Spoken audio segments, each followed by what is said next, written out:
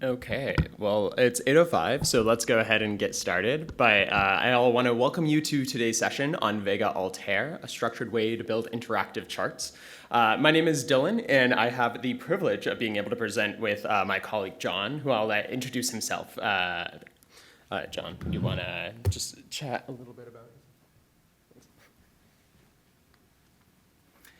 Sure. My name is John Mease. I work at Hex Technologies as a visualization engineer on the open source side. I've worked on a bunch of open source visualization projects like Plotly, Data Shader, HoloViews, and then most recently with the Vega ecosystem. I've created the project called Vega Fusion that helps accelerate Altair charts to larger data sets. We'll talk about that a little bit in part 3. Yeah, thanks.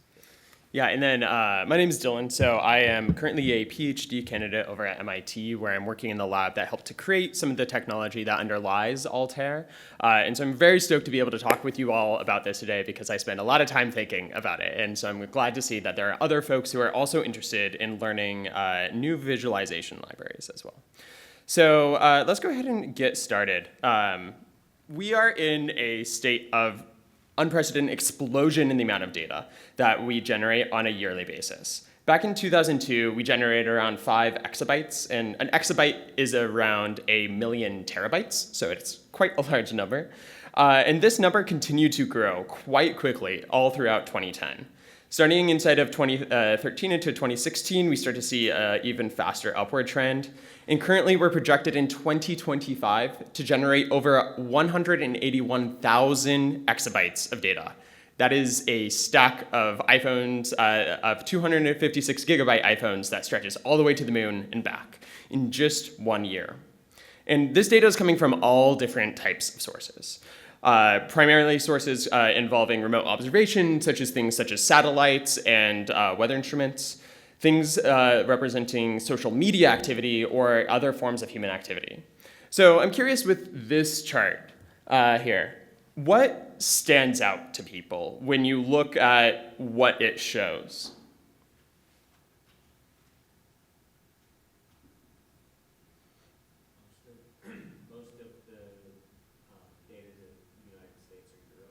Yeah.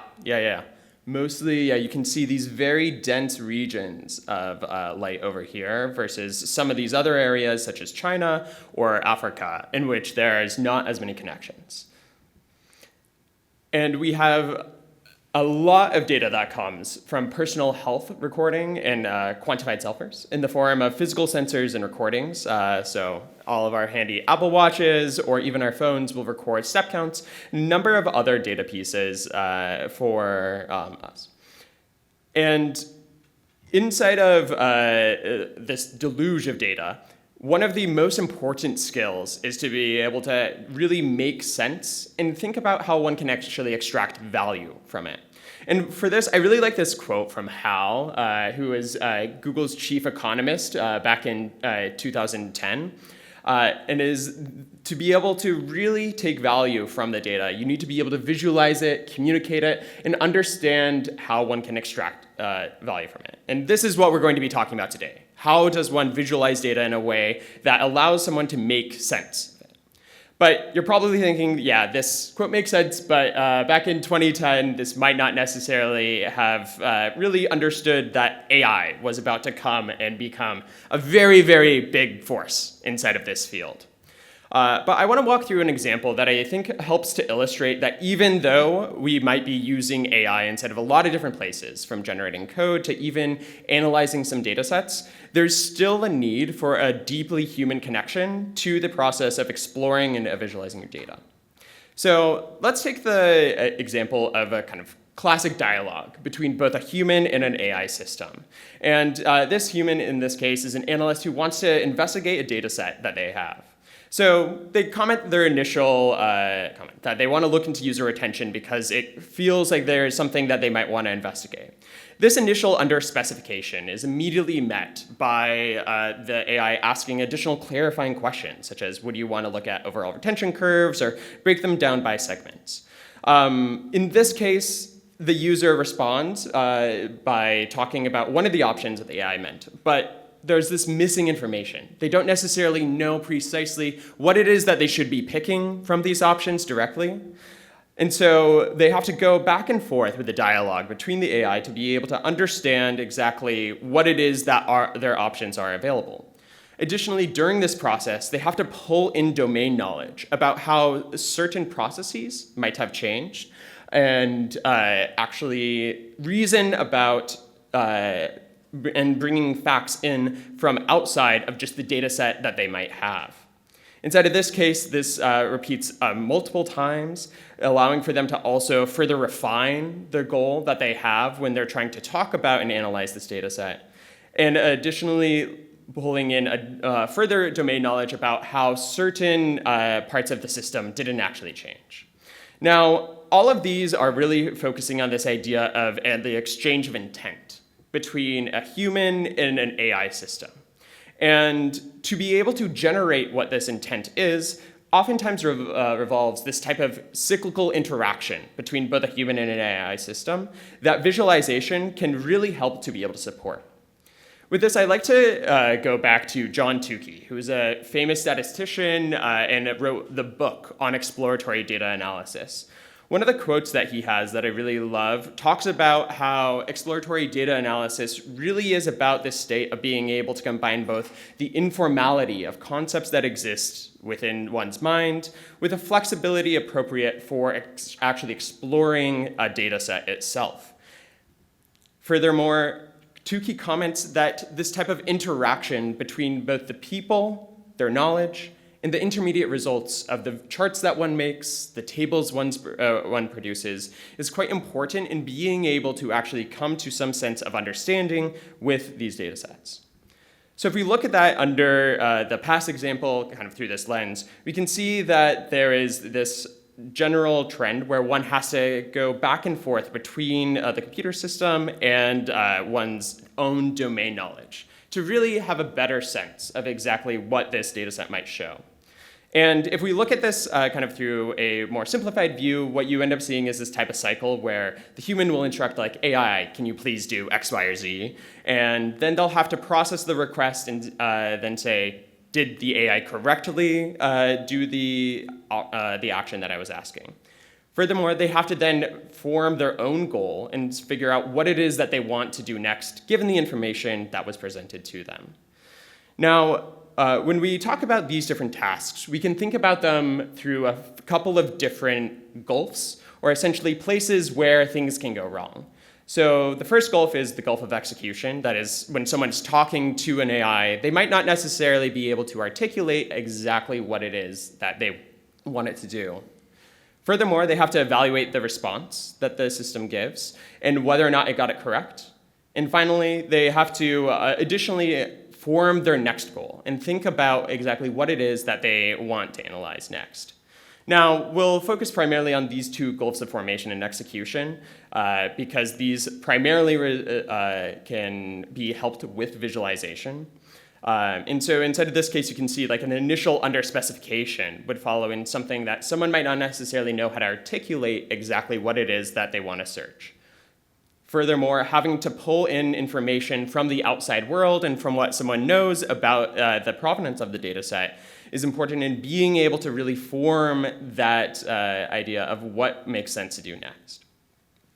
Now, with this, what really stands out inside of these is that we really need to have interfaces that allow for us to be able to better specify what our intent is, be able to explore potential intents, and once we have one, be able to refine it using the domain knowledge that one might have.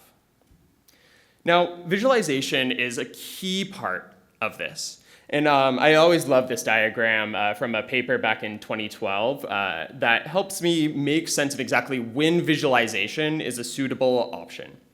So on the axes, we have task clarity on the y-axis and information location on the x. When you have information that is primarily inside of your head, no matter how clear your task is or what your intent is, you're going to not necessarily have enough data to be able to create a chart or be able to create a model, because this is all pretty much trapped inside of one's head. But as the information becomes more and more local on the computer, it becomes easier for one to be able to actually use a visualization. However, once you've reached a certain point in which you are very precise about exactly what it is that you want to do, as well as you have the data to do it, algorithmic automation is possible and allows for you to do these types of modeling approaches that are much more common, such as like predictive ML tasks. So just as a kind of example, what this might look like is we'll go through an example with a neighbor, Karen, who's putting trash inside of a recycling bin. Now this very much fits within current like vibe space. This is just kind of an idea that you have. You might not necessarily actually have any evidence that proves this, but this is something that you might have a hunch for. But if you have actually gone through and collected data about this, one could actually visualize this information, try to see if there are particular patterns that exist in which trash cans tend to have, which recycling bins tend to have trash in them, and maybe correlate that with where people might live. But if you have even more information about this, one might be able to train a model that will be able to identify non-recyclable items. And so as your task and your intention becomes more and more specific, being able to use algorithms to be able to answer it becomes easier and easier. But there still exists a pretty large space in which we need to have this human understanding to be able to effectively work with our data sets. Now, on the slide, I have a series of 4 different data tables. And for each of these data tables, you can look through and see that they have different values for X and Ys. And in particular, some of these data sets have some kind of interesting types of patterns. So like if just looking at it, you can see inside of set A, it looks like there's a pretty good distribution all throughout Y. Versus some of these other ones, you can start to see that there might be some outliers, such as set C, we have this 12.74 value inside of this. And so by looking at these tables, one might be able to make a sense of a general idea of exactly what exists inside of this data. And the natural kind of first step is to start to print summary statistics and try to better understand exactly what some of the averages, means, and summaries of these numbers might be. However, all of these data sets share the exact same summary statistics. And even if you were to use an approach such as linear regression, you would end up finding that you have the exact same for these. But if you visualize these, you start to see a very different story. You can start to see that inside of set A, we have a generally positive relationship. Set B, we have this interesting arc type of structure.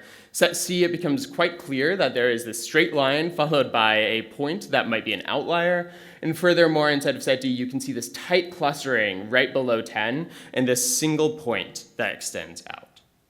And this isn't just these 4 cherry-picked data sets. This is one of my favorite papers as well that actually reproduces these types of same summary statistics in a bunch of different structures.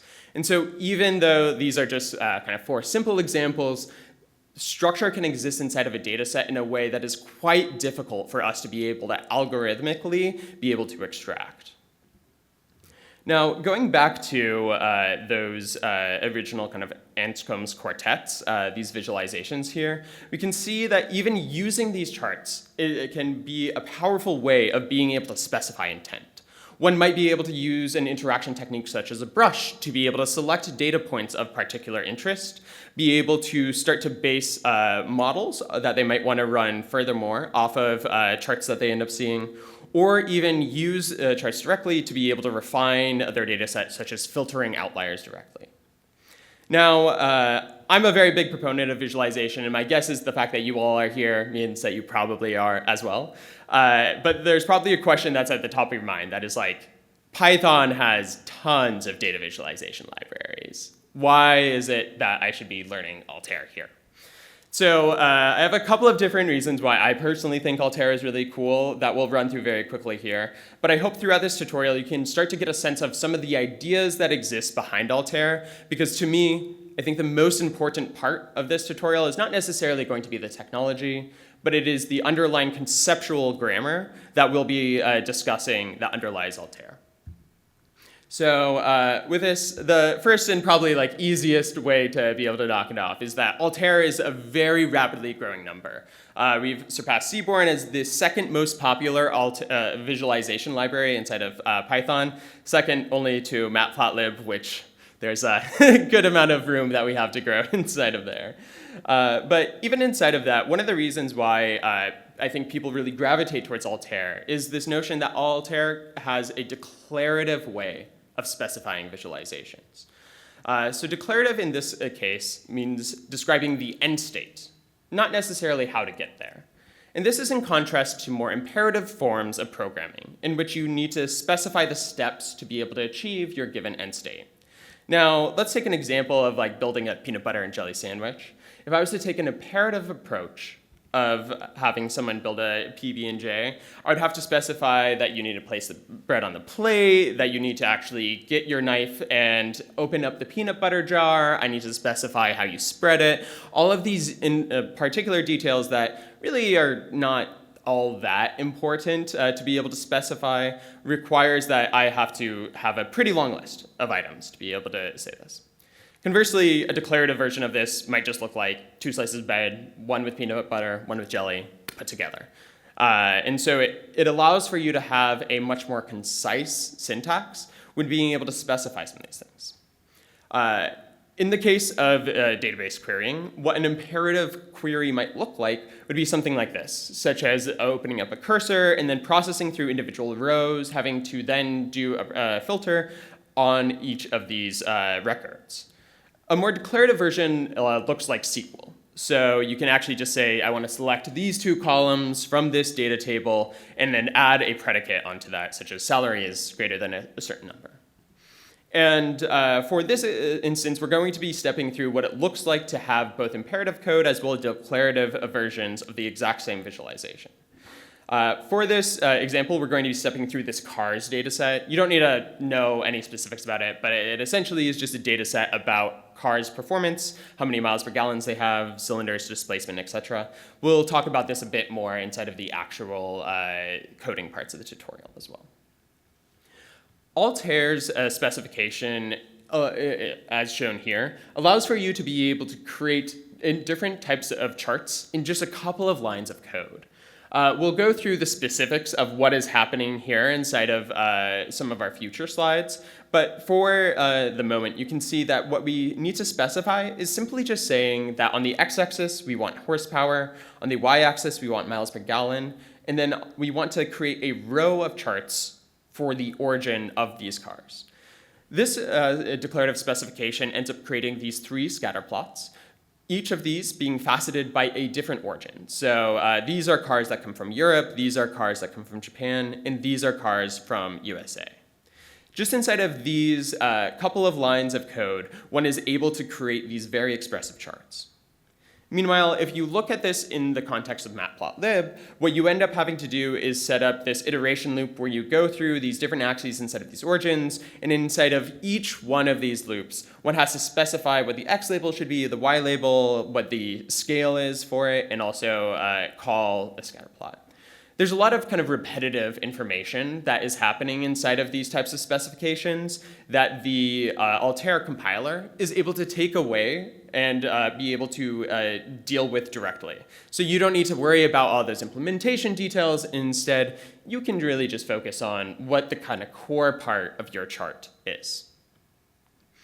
Now, I want to hop over to one of my favorite games also that will help us better understand exactly why this type of approach is so powerful. And it's my favorite game, Name This Chart. So we're going to go ahead with a demo here. I want you all to go ahead when you see the chart on the screen, just scream out what it is that you think the chart is. So let's get started with this one. Bar chart, yes, yes, love to hear it. Okay, and this one?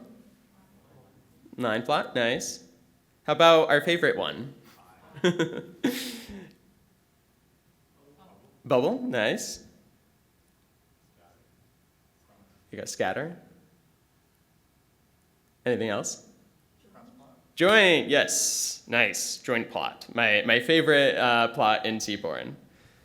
Then you start to have some funky ones here.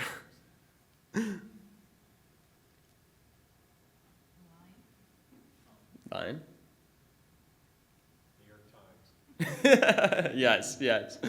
Okay, this is what we call a connected scatter plot. So each one of these dots here represents a particular year, and then you have the line that connects many of these. What about this one? Sorry, what? Vector field, yeah. Yeah, so yeah, vector map showcasing different wind speeds and the directions that they are going. So if you look at typical visualization libraries inside of Python, you'll see that a lot of the documentation kind of looks like this, where they'll have the plot name and then they'll have the visualization right next to it.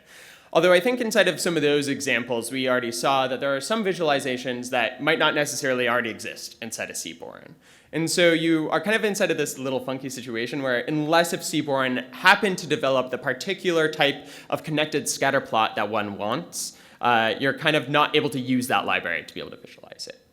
And so unless if you have someone who comes to you and is able to build this inside of matplotlib, oftentimes you're kind of stuck having to go down to this very, very low level of the visualization system. And really what underlies Altair and its kind of predecessor, Vega-Lite, is what we like to call the grammar of graphics. Now, has anyone here heard of grammar of graphics before? 1, 2, 3, a couple of hands. So one of the things I like to do with this is step through exactly what this means, because like grammar, like this is something about sentences. Why are you talking about this with charts? But if you look at the definition of what a grammar is it refers to the structure of a language. That is what pieces inside of a language might be able to be associated together, what order they might occur. And so when we think about the definition of what a grammar of graphics is that it is asking about the structure of visualizations. What is it that underlies many of these different types of visualizations? And one of the reasons why I think that grammars will be incredibly powerful, especially inside of the future, is that they allow for us to be able to target a structured output. So when you think about creating matplotlib code, one could imagine any sort of operation that you could do is considered valid by matplotlib, because you're essentially just drawing over the existing plot. However, a grammar says that there are only certain types of charts that one can make, and there are some things that just don't make sense. For example, you might not necessarily be able to draw a rectangle that covers your like X label. This is not something that would be allowed by Vega-Lite and Altair, but would potentially be allowed by a system such as matplotlib. Now, let's take a step through exactly what this grammar looks like in Vega-Altair. So at its core, there are a couple of different concepts that we'll cover today in more detail. But for right now, we're just aiming for a high-level kind of conceptual introduction. So there are 4 main components inside of Vega-Altair, those being marks, encodings, transforms, and interaction. So marks are what you might expect when you think of the idea of a mark. They are the specific SVG or kind of like geometric primitives that exist on your chart. A scatter plot, for example, has a circle mark. Encodings are used to be able to change the attributes of these marks. For example, inside of a bar chart, being able to set the Y encoding transforms the actual height of the bar and how high that will go. Transforms, as we're all probably deeply familiar with, are useful in being able to shape wrangle data and get it into the correct form for visualization. And finally, interaction allows for you to be able to create charts that a user can be able to query, and you don't necessarily have to create every particular view for them. So let's go back to our favorite bar plot over here. What do people think are the marks, encodings, etc.? Yeah, we got a rect for marks. Any thoughts around encodings?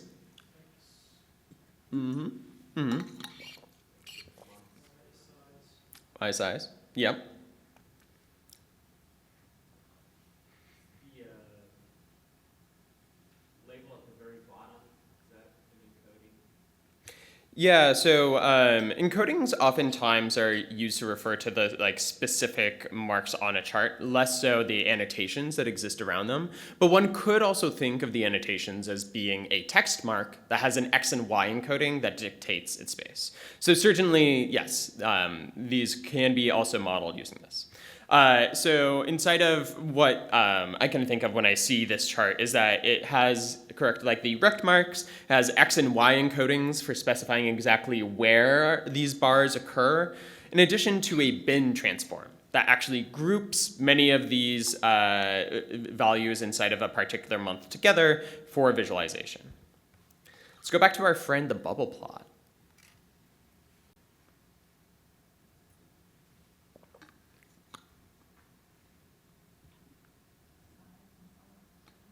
Size and color, nice. Circle.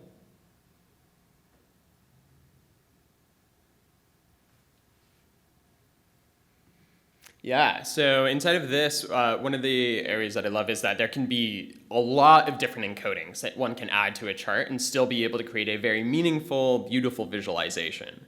So here, yes, we're correct. We have marks, circle marks, but we also have X and Y encoding. So you can see inside of the Y-axis here that the side represents different types of weather events. And then on the X-axis, we see year. It might be a little bit difficult for folks in the back to be able to see this, but there is information that is encoded inside of both of those, what we call channels.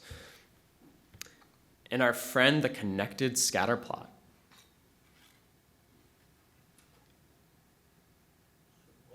Circle, yes. Yep. Yeah, so here we have circle, line, and text, which depicts all of these marks, such as the individual points, the year annotation that occurs next to them, as well as the line that connects each of these points. Furthermore, we have X and Y encodings that are parameterizing each of these marks, being able to specify where on the chart they should occur.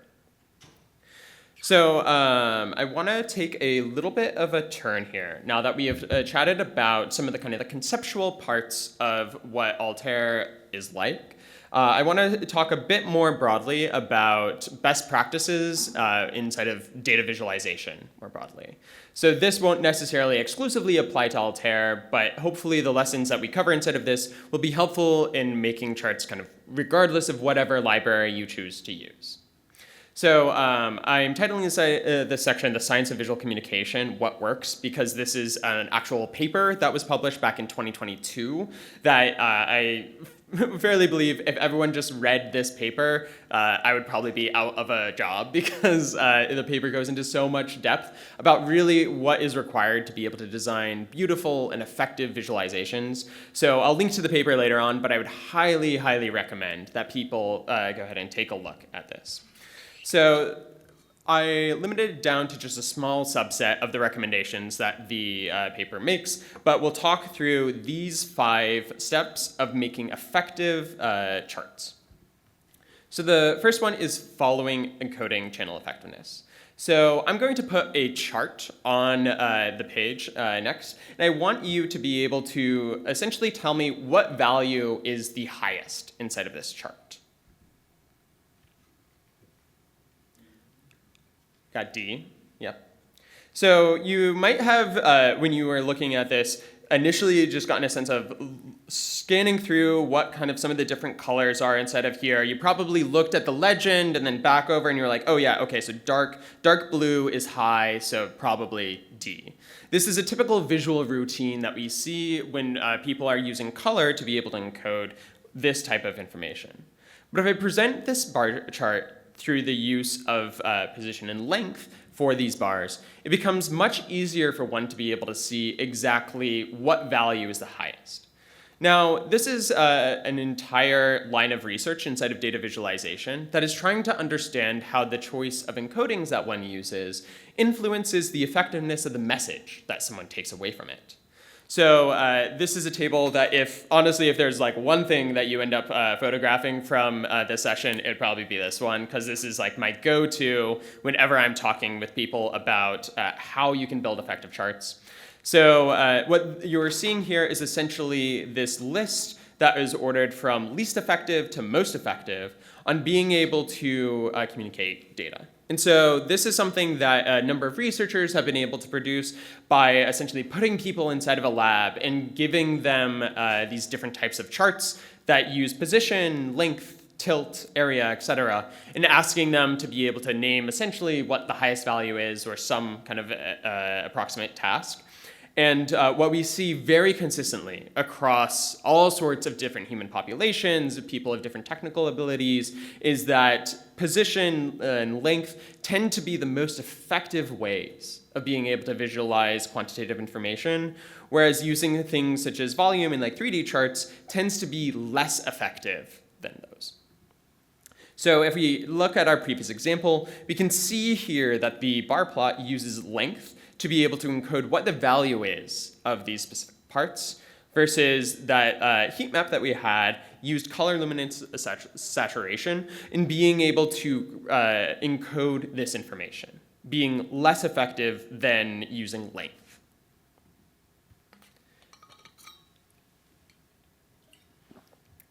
The next point that I want to talk about is using grouping principles appropriately. When we're building visualizations, a common task that someone has when they're trying to use these is some form of comparison. That is, they really want to better understand exactly how a particular value might relate to another value. This is so powerful that John Tukey actually thought that comparison was one of the things that deeply underlied all activities inside of EDA. And when you're thinking about exactly what you want to compare, using grouping principles to make this very easy to see is one of the more important design decisions that one can make. So here I'm showing 4 different strategies of being able to showcase different grouping. So you can connect specific data points here via a line. So you can see that we have this series here that goes east, north, south, and west. And by using a line, people will perceive these data points to be grouped much more strongly than some of the other approaches that exist here. Furthermore, using position, such as faceting and putting some of these data points inside of particular bins in regional areas, allows for you to also be able to showcase differences between particular parts. Using hue is able to capture kind of this pre-attentive ability of our visual system to be able to see what is red and what is blue very easily. And then finally, shape, being a less effective and less powerful way of being able to show grouping, still allows for someone to be able to see these things, but becomes more difficult. We won't have the time to be able to get into them today, but these are all underlined by what are called Gestalt principles. And so these are principles of visual design and visual perception that allow for you to be able to communicate what data points might be best compared. So using grouping principles appropriately allows for us to create charts that someone, when they're just looking at them, will immediately have the same type of inference that we want them to by putting and positioning bars, for example, in the correct way and choosing these principles appropriately. Next, I think an important part to make, especially inside of groups of data scientists, and I think we all have probably seen some pretty bad charts that violate this, but really less is more when you are creating different data visualizations. So here, what I'm showing you is a scatter plot in which we are totally overloading so many different types of encodings. So here you can see inside the x-axis, we have the x-axis, the y-axis, but in addition, we have 3 other types of encodings, such as in color, we're encoding which origin these cars came from. In the size of the bubble, we encode how much horsepower it has. And then inside of the opacity, we encode what year it was made.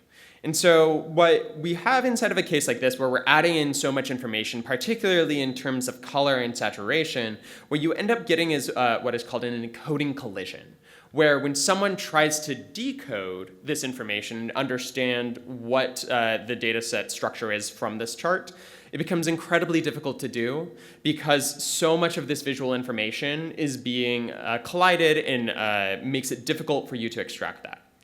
This is especially true inside of 3D charts, in where places such as features of the chart such as occlusion make it even difficult to be able to see the data. So I just put this inside of all of my slides because I think it is really important, and one of the easiest ways to be able to improve some chart is just don't make it 3D. Just 2D is enough. If you need to be able to add a third dimension, think about using something such as color. Next is being able to encode difference directly. So what I'm showing you here is an example line chart that has both exports as well as imports on them. Now, many people will look at a data frame or a data table and they'll just say, okay, here are the columns that I have. Let's create a chart using these. However, being able to encode difference directly means that if you understand exactly why someone might be using the chart that you're creating, such as if they want to find the net balance of exports and imports, one should, instead of using in plotting kind of the data both like this, one should consider creating a direct difference column, such as the trade balance, where one can directly visualize the result from these. So being able to create these charts allows for you to directly show what information someone might want to look at and not require for them to go back and forth to try to understand exactly what might be a trade balance positive versus negative. So just choosing to encode it directly. The other point that I want to make with this is, especially with line plots, it's oftentimes recommended that if you have a couple of series and it's not too overwhelming, to put the labels directly by the lines. This is something that allows for someone to be able to directly, inside of their field of vision, be able to see both a line and what it represents, rather than having to look at an external legend to be able to understand. The last point that I'll cover inside of this talk is to follow accessibility guidelines. Now, this is one that I think people aren't typically excited about with visualization. Oftentimes, we don't really see people kind of gravitate towards these things. But there are a whole lot of good reasons why someone should think deeply about accessibility when creating charts. One of the most common ones, particularly inside of enterprise organizations, is colorblindness. So 8% of men and around 1% of women will be red-green colorblind. And that can have a pretty substantial effect on what the chart might look like. Instead of this case, I'm showing you these 3 different charts. The charts on the left consist of what it looks like to someone who has normal vision. And then charts on the right is a simulation of what someone who has red-green colorblindness are. Now, if you have red-green colorblindness, this first chart looks exactly the same. It is just incredibly difficult to be able to tell which points are these red points and which points are these green points. Furthermore, one could even imagine using something such as double encoding can help by changing the shape of these points, but doesn't necessarily make it super easy to be able to see what are the differences between these two data sets. Finally, what we tend to recommend is not only choosing double encoding where possible, but also using a colorblind safe chart, color palette. This is something that there's a lot of examples online, so if you just search up colorblind palette, you can find for pretty much any library some system that allows for you to be able to create these types of charts. There's also simulators that you can use if you're worried about how a chart might be perceived, where you can just copy and paste the image of the chart that you make, and it will essentially show you what it will look like to someone who has different color blindness. Finally, considering alternative representations for blind and low vision individuals. This tends to be something that people encounter less because many of these individuals are not able to actually get a proper education inside of these fields, where they don't actually have people who are able to provide accessible representations to allow for them to learn and use visualizations. But I highly recommend people look at accessibility guidelines in the form of alternative text, which allows for you to actually write a sentence that describes the image that the chart is. This is something that a lot of these like ChatGPT services or even Claude have gotten pretty good at as well. And so there's a whole line of research that is coming out around automatic chart, like being able to create alt text for these charts and chart descriptions. That is pretty exciting. One of the things that I will just mention here is that Altair exists within an ecosystem that also allows for you to be able to create tactile charts. So there was this paper that just premiered at one of these at a human-computer interaction conference that actually automated this process where you can essentially take the Altair chart that one makes and immediately transform it into one that can be printed on some system that is able to support Braille. So considering these types of approaches, if there is someone who you're working with who might be blind or low vision. So just recapping some of those items, the being able to follow channel effectiveness, thinking about how you use Gestalt principles to be able to really communicate information inside of your chart, focusing on using less information and opting maybe for more charts rather than just trying to encode all the information in one chart, showing these calculations directly rather than requiring your users to be able to make these calculations, and finally, following accessibility guidelines. I'll put the QR code here in case people are interested in reading the paper. If you also just search up the science of visual communication, what works, it will pop up as the first result. Okay. We have now reached the point in which we will begin our exercise. So what we're going to be doing is we're going to use kind of this conceptual introduction that we've had to both marks and encodings to start to think about different ways in which one might create a type of a visualization. So in a moment, I'm going to distribute some pens as well as some paper. And we're actually going to get the chance to be able to sketch out what some potential visualizations look like for a given data set that I'll show in a moment. And so here, what we're really looking for is just the exploration of what different types of visualizations one might be able to make.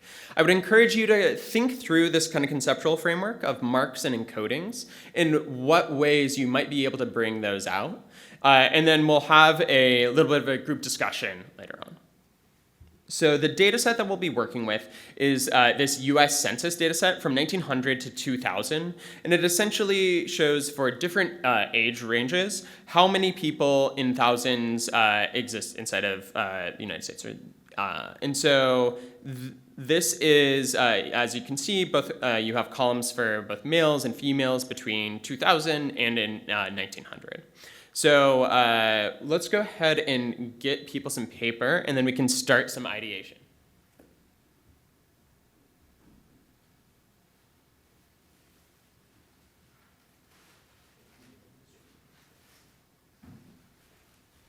Okay, while we are getting things distributed, does anyone have any questions about this? Relatively straightforward.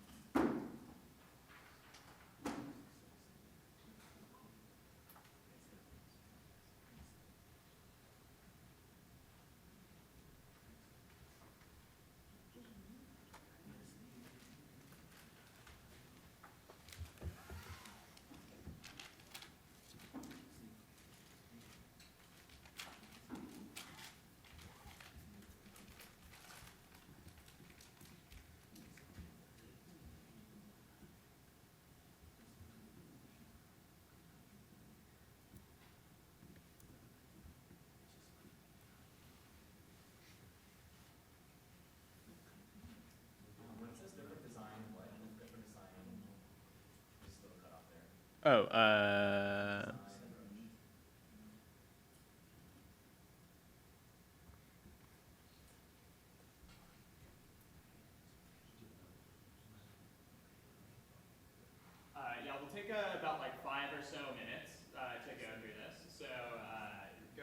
and start sketching with some of the different marks and codings that we talked about.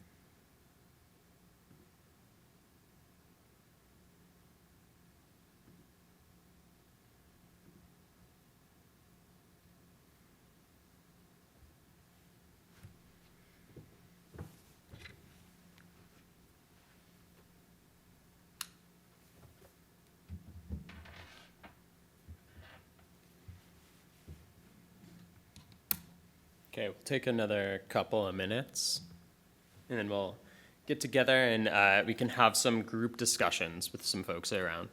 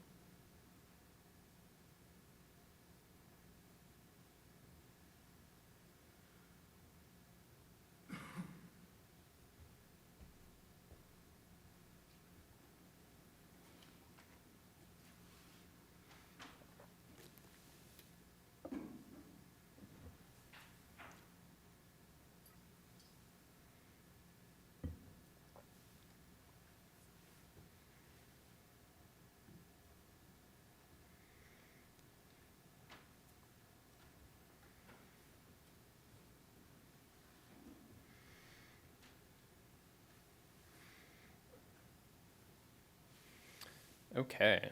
So coming back to the group, I would love to hear a little bit from folks about what your experience was like, and if there were any like charts in particular that you made that you were very proud about. Here, feel free to raise your hand, and I can. Hey, John, would you mind running the mic to some folks? And these can also just be comments about kind of the process of like what was going through your mind, how the ideas of marks and encodings maybe influenced how you were thinking.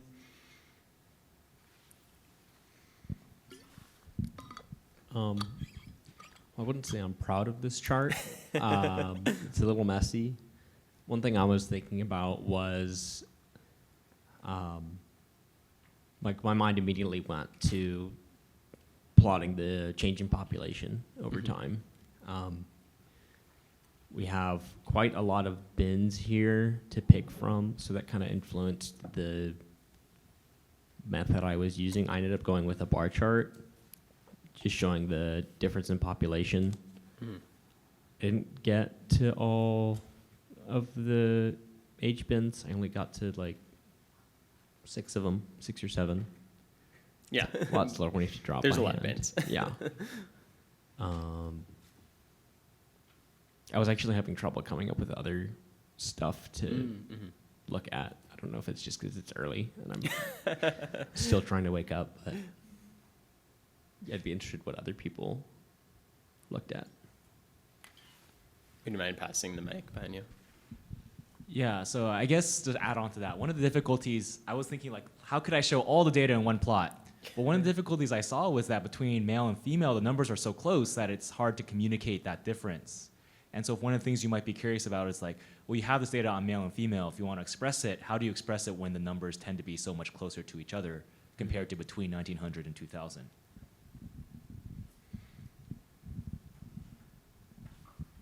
Like what was previously said, well, looking with all the different bins we could put the ages into, I just looked at the greater than 90-year-old kind of age range. And so I think for both male and female, it's 0. And so you could see a stark difference from 1900 to 2000 just for that specific age group. And that's the only age group I looked at. Yeah, I love that, being able to filter down to like a very particular part of your data to communicate something that is quite big.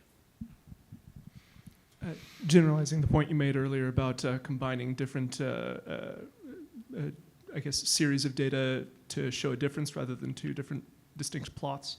I tried to do that by showing the ratios between male, female, and 1900 versus 2000. Yeah. Yeah, I love it. You can do these types of calculations to be able to tell a totally different story than what you look at if you just see these raw numbers. What I wanted to show is shifting age structure of the U.S. population between 1990 and 2000. I think in that case, I will need to include all the data. So maybe either use 9 or use 5.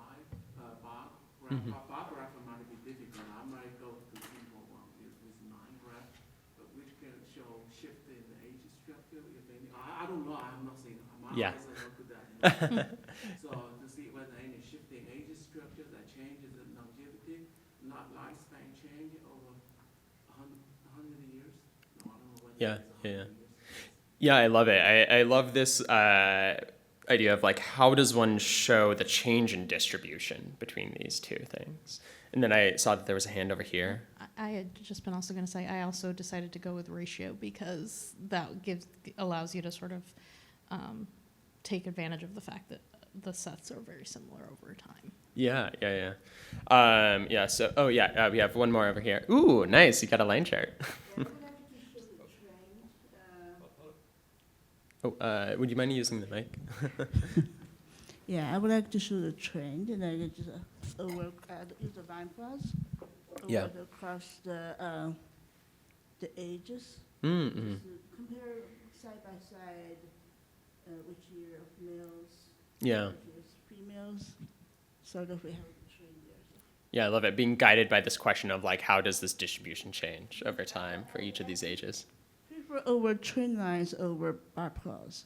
I think Yeah. bar plots give you more visual Yeah. heavily loading there. Yes. Yeah. The like data ink of bar plots, like how It's much too actually heavy takes up for in visual space. display. Yeah. Yeah. It can definitely. Yeah. So this is like a classic data set that people use. It's a portion of that data set, but. A classic visualization of this is the population pyramid. And I realize I also didn't explain anything about Vega-Lite. You've probably heard me mention this before. So Altair is the Python version of Vega-Lite. Vega-Lite was a research project that ended up spinning out as an open source visualization library back in 2016 and had a lot of success, but it's primarily inside of JavaScript.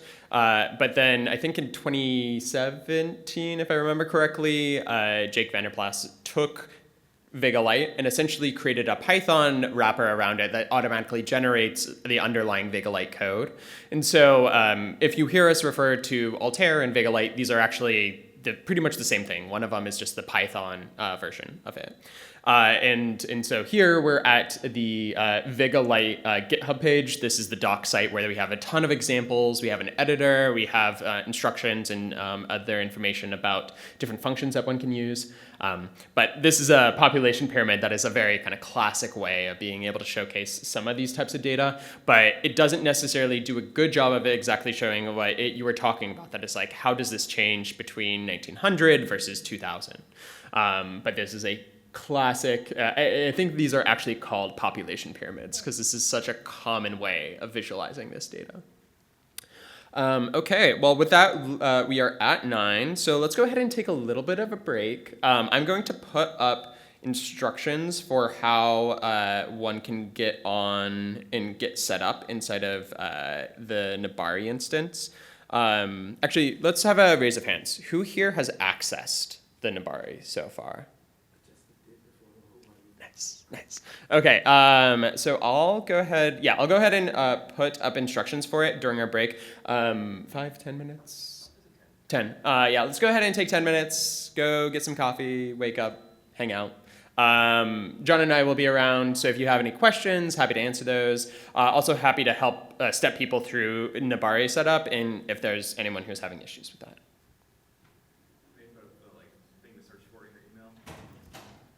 Ooh, yes, that is a good call.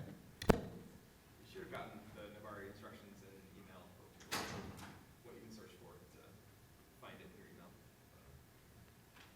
Didn't see it go by.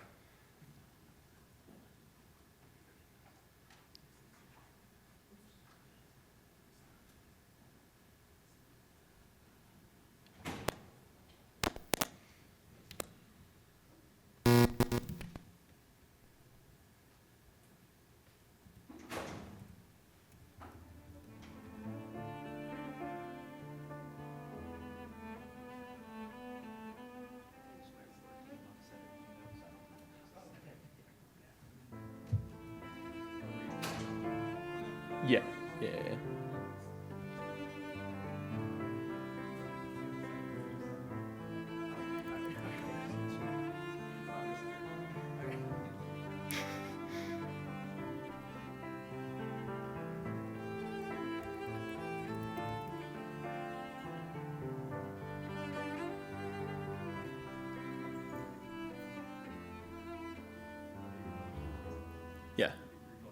Yeah.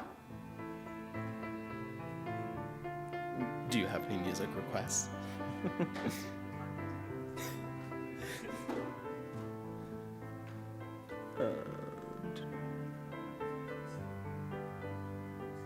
See, do you think should I record?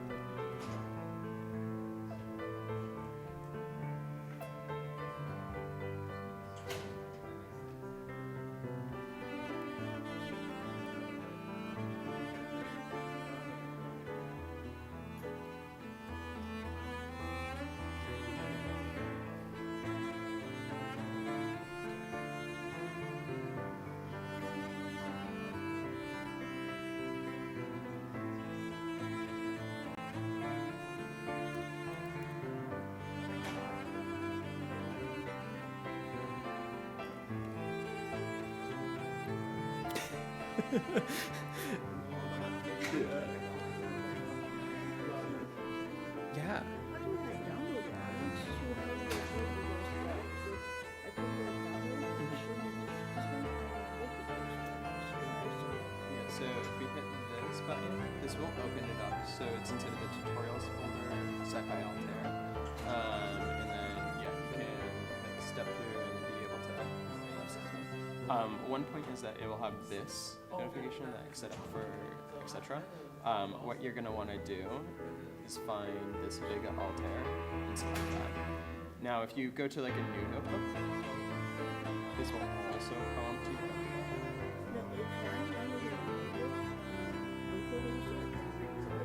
Oh, yes. So we have a GitHub repo for that.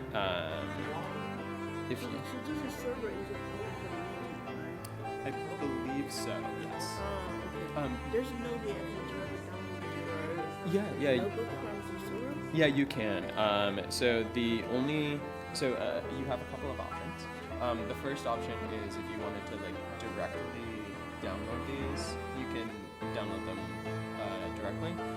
Alternatively, if you just wanted the kind of original code that we're putting out there, we have these as GitHub repos. Have you ever used GitHub or? I don't need that. No. Okay. Yeah. The reason I'm asking is that I want to go through different tutorial, but I cannot be there yeah. at one time. So Yeah, if I can yeah. download it, Also, I can, like, for example, it will just work. Yeah. Go ahead and hit download. Okay. Yeah. Oh, Nice. okay, So, that'll work. Yeah. So go ahead, use that. I can practice at night. Yeah. Well, thank you so much for coming. I appreciate it. So. I like it. Yeah. So, yeah, I like it. Oh, thank you. Yeah, makes sense.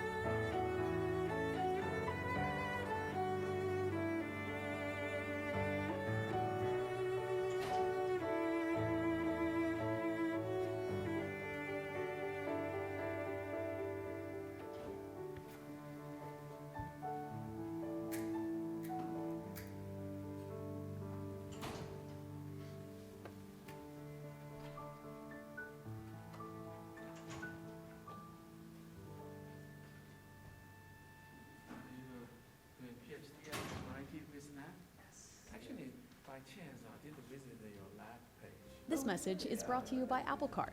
Get 3% daily cash back when you buy an iPhone 16 with your Apple Card at Apple. Subject to credit approval. Apple Card issued by Goldman Sachs Bank USA, Salt Lake City branch. Terms and more at applecard.com.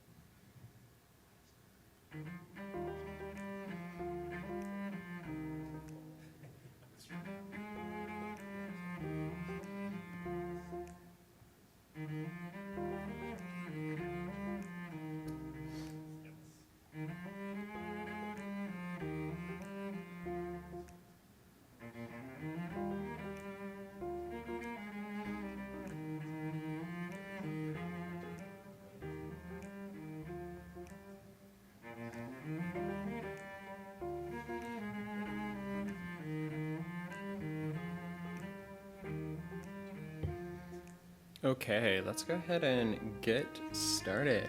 For folks, who here was able to successfully get onto Nabari? Is there, or actually, let's start with, who here was not able to get onto Nabari? Is anyone not on the instance currently?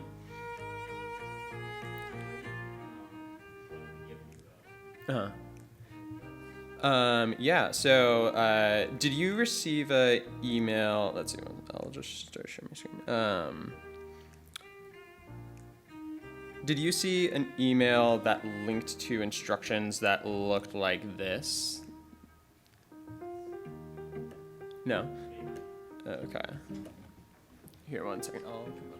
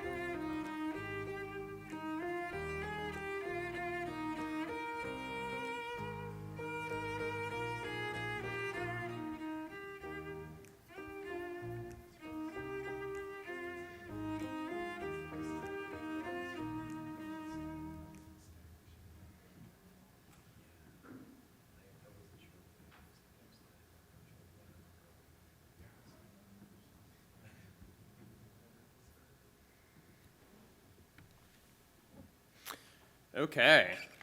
So if it seems like folks were able to either access the Nibari or be able to clone the repo and use it directly.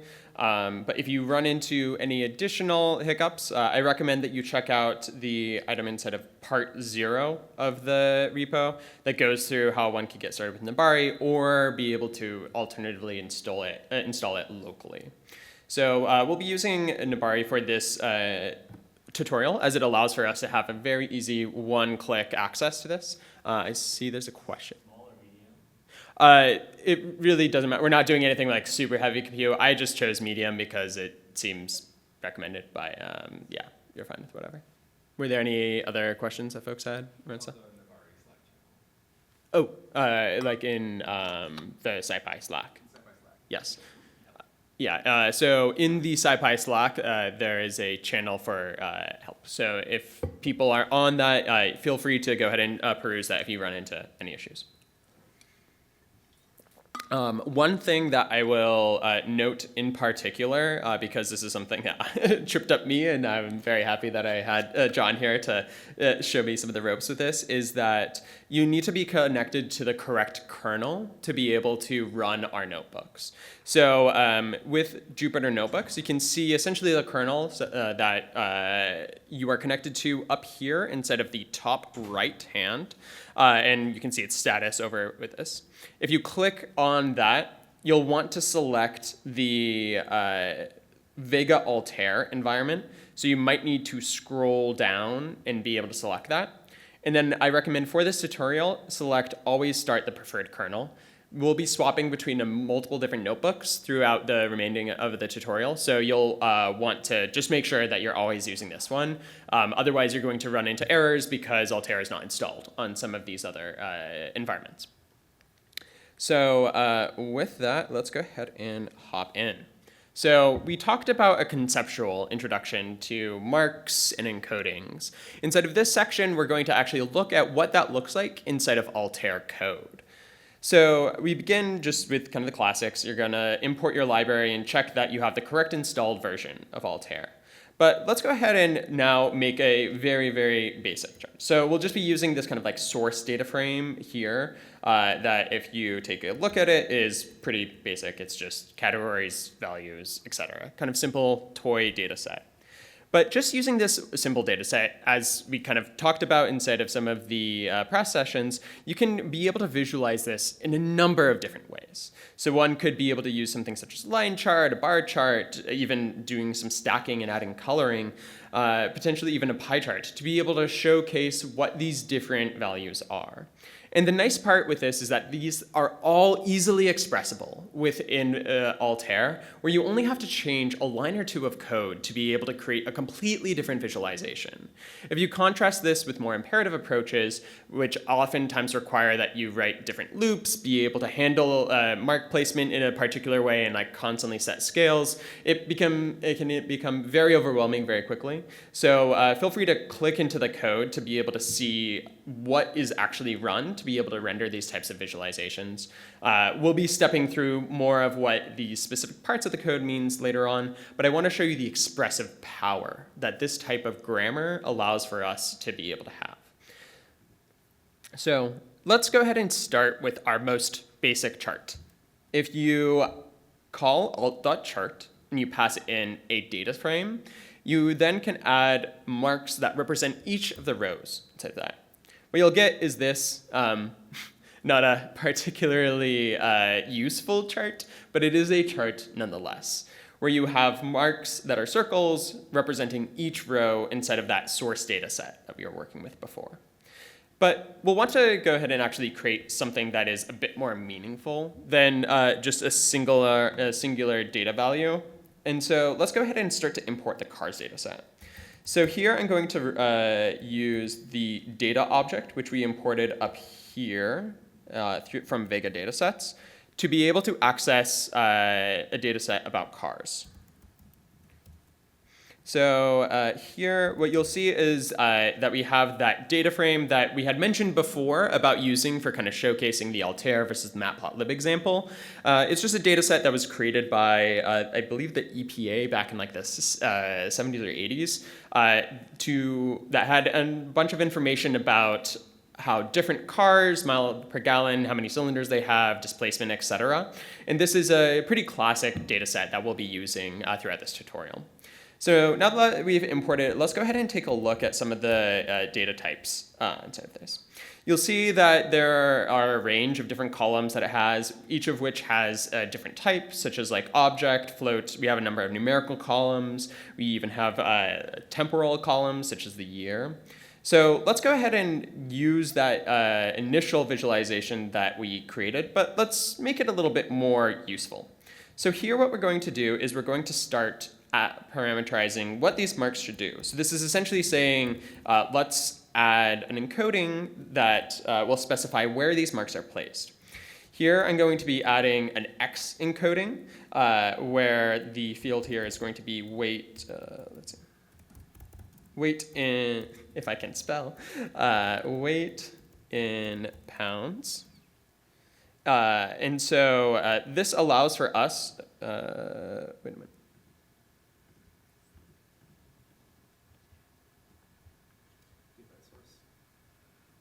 Oh, that's right, yes. Okay, there we go. The other column did not exist inside of that original data set, but here we go, thanks. So now using the correct data frame, we're able to create this plot just by adding a simple X. Now let's go ahead and change this up a bit. We want to also add in a Y value here. So here we're going to add in miles per gallon and visualize it. If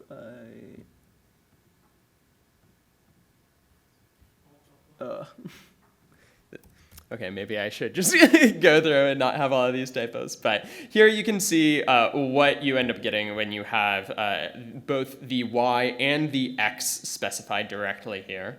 So you can see just by a single line, one can then create a new type of chart that allows for you to see these distributions. Now, as we mentioned before, 3D charts are not the best, and so Vega-Lite doesn't actually have native, Vega-Lite and Altair does not have native support for 3D visualizations, but what we recommend people do otherwise is use color. This allows for someone to be able to code additional information, such as this like category of the origin of where a particular car comes from directly without needing to use 3D. So Altair has a number of special encodings, and one of those is the tooltip encoding. Now, this is a little bit different than X and Y in that it oftentimes is actually driven by an interaction that someone is having. But what the notion of it is that we want to encode these columns within the tooltip. So we want those to appear. So what you can do is you can add it really easily just by specifying the fields that you want to have in there directly. And then you have a tooltip, which immediately shows the name, the weight, the miles per gallon, the fields that you specified inside of the encoding channel earlier. So here what we are specifying is essentially just saying we just want to map these parts of the data record to the tooltip itself.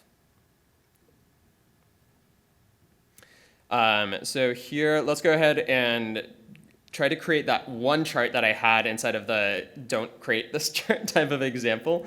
But if you like added on opacity to horsepower, and I think we had alt.size for year,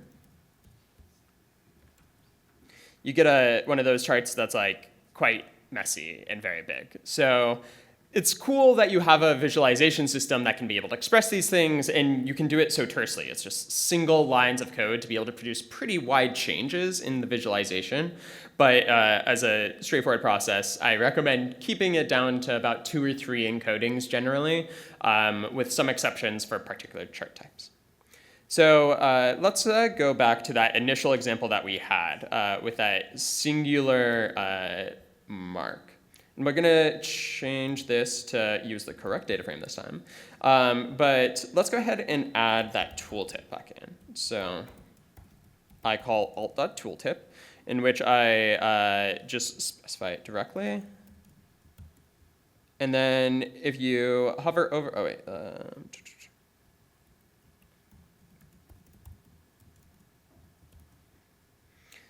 And then if you look at it, what you can see inside of the tooltip is you can see the name of the car. That is Chevy S10.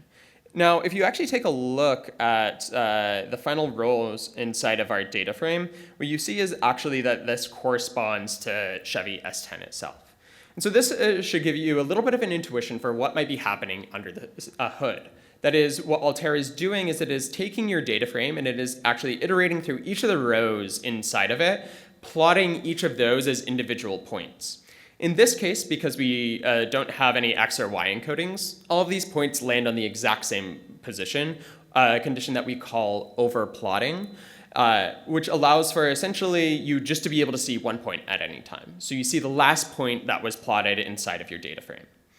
Now let's go ahead and change this up a bit. So let's go ahead and take that chart that we just made, but let's change this from being a circle encoding to being a bar. And then let's use Alt-X and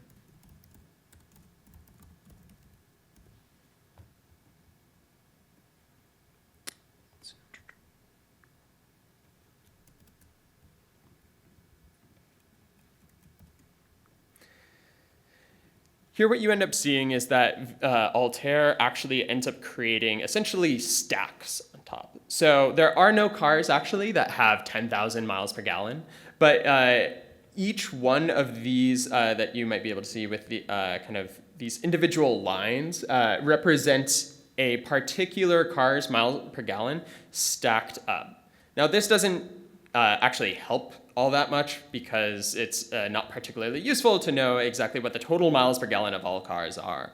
But we can actually turn off this behavior directly by specifying that we want it not to stack. Then essentially just having that exact same overplotting that we talked about before of all of a sudden all of these bar marks are going to be overlapping on top of each other. So then let's go ahead and show what this looks like when we are adding in one of those tooltips as well.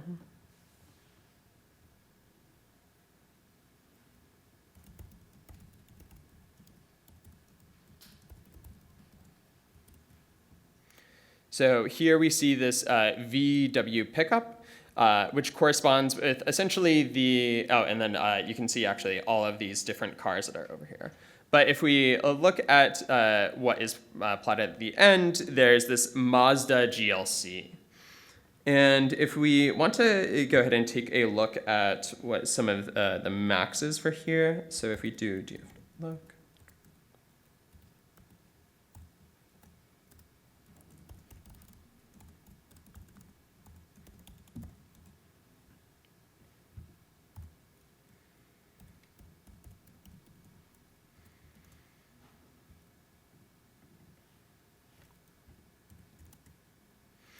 what we end up seeing is that same car has the most miles per gallon out of any of the cars inside of the data set. So when we hover over kind of this last part, we end up seeing this same form of behavior here.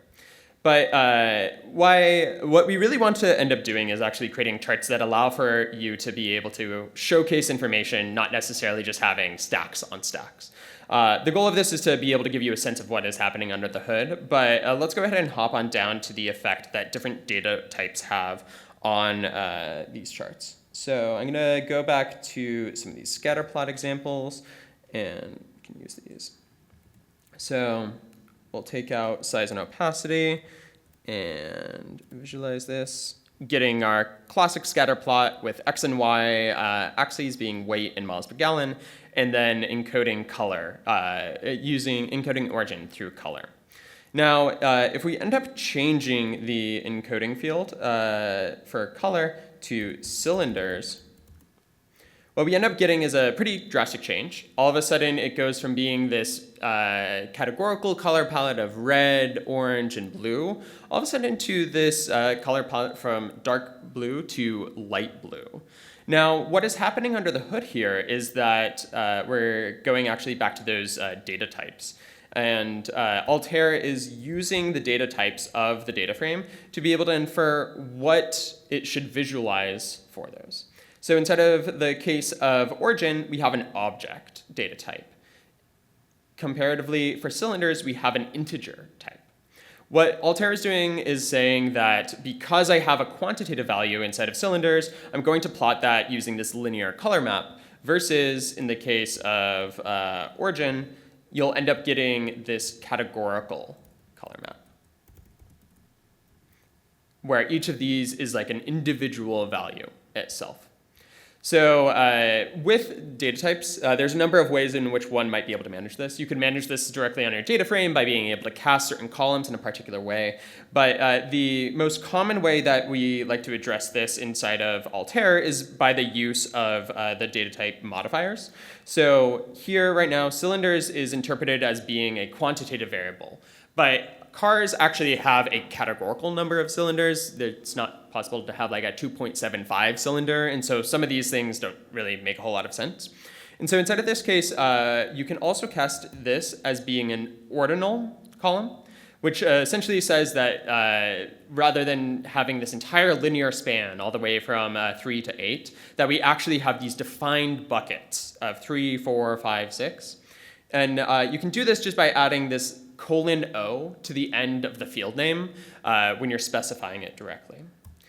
Similarly, you can add a :N to be able to create that what is referred to as a nominal data type. But oftentimes these are used for classifying categorical data in which there doesn't exist any relationship between the categories. So for example, I would use an ordinal data type to describe something like t-shirt sizes from like small to large, but country names I would use something such as nominal because there's not necessarily an inherent order inside of these things. Okay, and we already did that. Let's see. Yeah. So one of the pieces that you'll see here, if you're scrolling through, is this like really long specification that is here.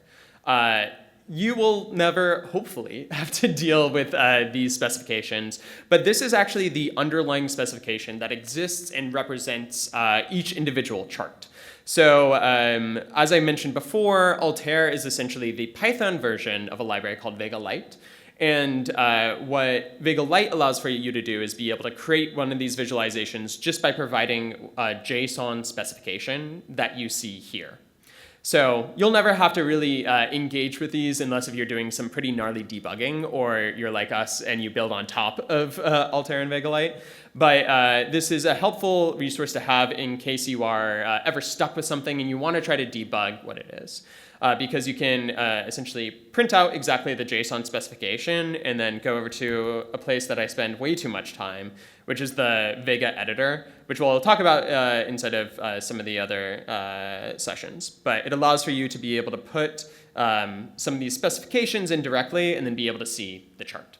So not something that you need to worry about right now, but I wanted to give you all an introduction to what is happening inside of the specification itself. So let's go back to the original question that we had around why some of those colors looked very, very different. We talked about this use of the nominal encoding for data type, and that what we end up seeing when we use a nominal encoding are colors that aim to make it really easy to discern differences inside of the scatter plot. But by default, we ended up having this quantitative data type because it interpreted those integers as being a numeric value. And so once again, you can use the :n or the :o to be able to change and cast directly inside of Altair versus having to manually specify this on a data frame itself. Okay. So let's go ahead and get back to that example of the scatter plot and take a look at some of the other fun features that Altair provides, in particular some of the features around being able to set colors. So as we specified before, you can use order null to be able to set out this set of bins from 3, 4, 5, and 6 without being able to specify that it's a continuous variable. But you also have the option of being able to set some things such as color schemes. So here what we're going to do is we're going to customize the color scale that we are using here. And you can do this directly by using an alt.scale object. So here inside of the encoding, I am adding an alt.scale, which allows for you to be able to parameterize exactly what the color scale should look like. So here we're going to be using the plasma scheme. Let's see.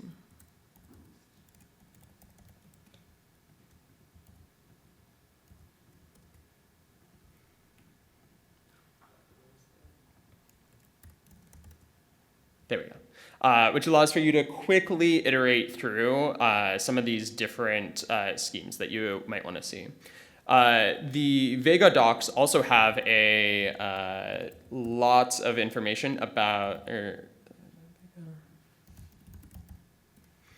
have a lot of different information about what different types of color schemes are available. So I recommend taking a look at those, or similarly, the Altair docs have a number of different schemes that one can use as well.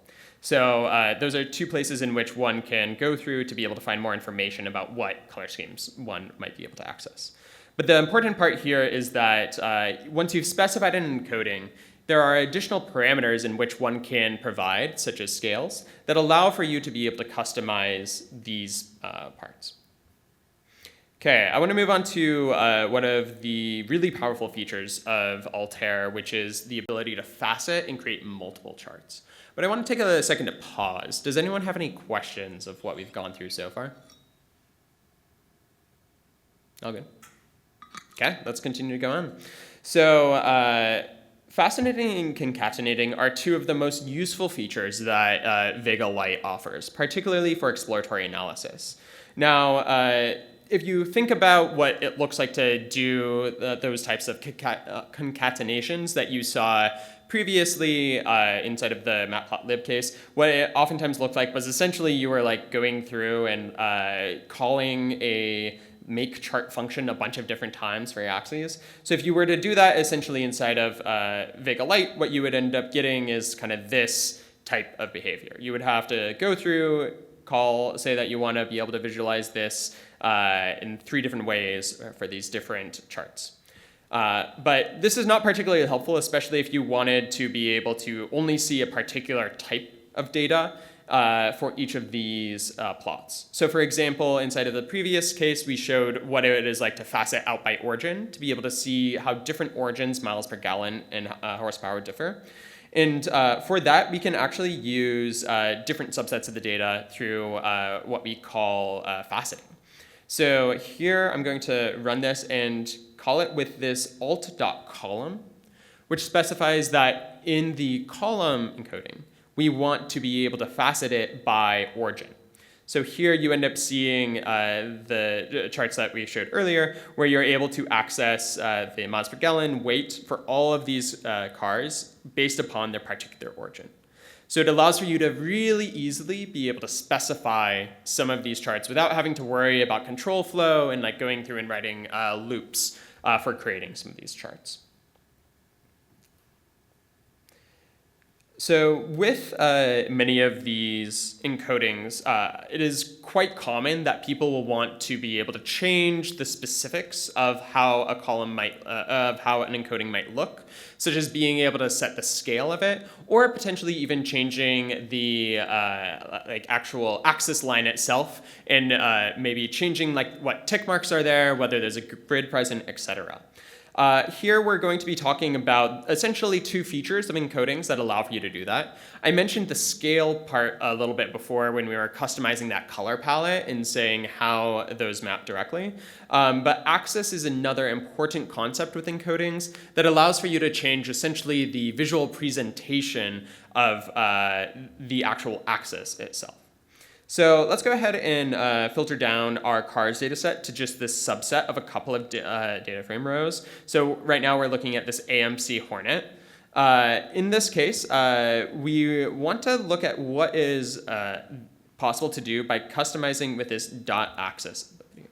So here what I'm able to specify is that I want to be able to angle my labels at negative 90 degrees. So if we change this, we can also be able to angle them at a different angle, which allows for us to be able to customize exactly what the kind of like axis values, the visual presentation of that encoding looks like. So you can also specify essentially what the like title axis is directly here by saying like this is your, and if we change it to hello, you can directly see and set what that title should be. This is super helpful in that it allows for you to be able to control some of these visual presentation tips. And Vega-Lite under the hood and Altair actually goes through and tries to plot the specific points that aren't going to cause an overlap inside of your legends. So you're no longer in Matplotlib having to like customize and say like, okay, well I'm gonna move it over 5 and then I'm gonna like drop it down 10 and then I'm gonna hope I never change the like width or the size again. You can just set it, and then Altair is going to, behind the scenes, handle some of those layout operations directly. So inside of this case too, you have the ability to specify a domain for a scale. So in Vega-Lite and Altair, scales are defined by what domains they have and what ranges they go to. So one way to think about this is that domains are essentially your data value that you end up having. So here we have these years 1970, 1973, 74, 76. And ranges correspond essentially to what those data values should map to in the color or like aesthetic space. So here what we're saying is that 1970 should map to black, 1973 should map to blue, 1974 should map to orange. And what Altair does under the hood is it wraps color. So it says, oh, I have this fourth value that hasn't been filled in inside of my range. So I'm going to just go and iterate back to the beginning and use that black. That results inside of this chart that you see here, where you're able to customize the specific color of each individual bar. So I'll use this all of the time if I want to annotate something. So oftentimes, like inside of the presentation, I had that plot of like all of the different libraries and how popular they were by number of downloads on SciPy. That, for example, I was able to do just by setting the domain of that particular bar to have a color encoding itself. So I use this all the time for like annotations, particularly in bar charts. So another part that we can go through is how you can use this to be able to change scales. So here we're making this bar plot that goes through each individual country and plots the population for it. This is, as one could imagine, a lot and not a particularly effective chart just kind of directly. But let's go ahead and make this a little bit easier to use. So first, let's print out the data just so you all are familiar with this. So this is going to be a change data set from the cars data set we were working with before, where now DF actually corresponds to this Gapminder data set. This data set is essentially a compilation of data from a bunch of different countries over a number of different years and how many people lived in that country, what the average life expectancy was, as well as the fertility rate that they have. And so if we look at this inside of a bar chart, we can actually end up adding in this sort.y that allows for us to be able to create a more meaningful chart by actually sorting the data values. Note, I think inside of this one, we had to make a quick change on it. I think you all probably don't have this line right here, this y2 equals alt.datum. You'll have to add this, otherwise I think it will probably just return an empty plot. And I won't go into too many details, but essentially some of the reasons why is that when you're using a log scale, if you have a 0 inside of the data set, it is going to return infinity. So you have to, unfortunately, add in this like 1 here.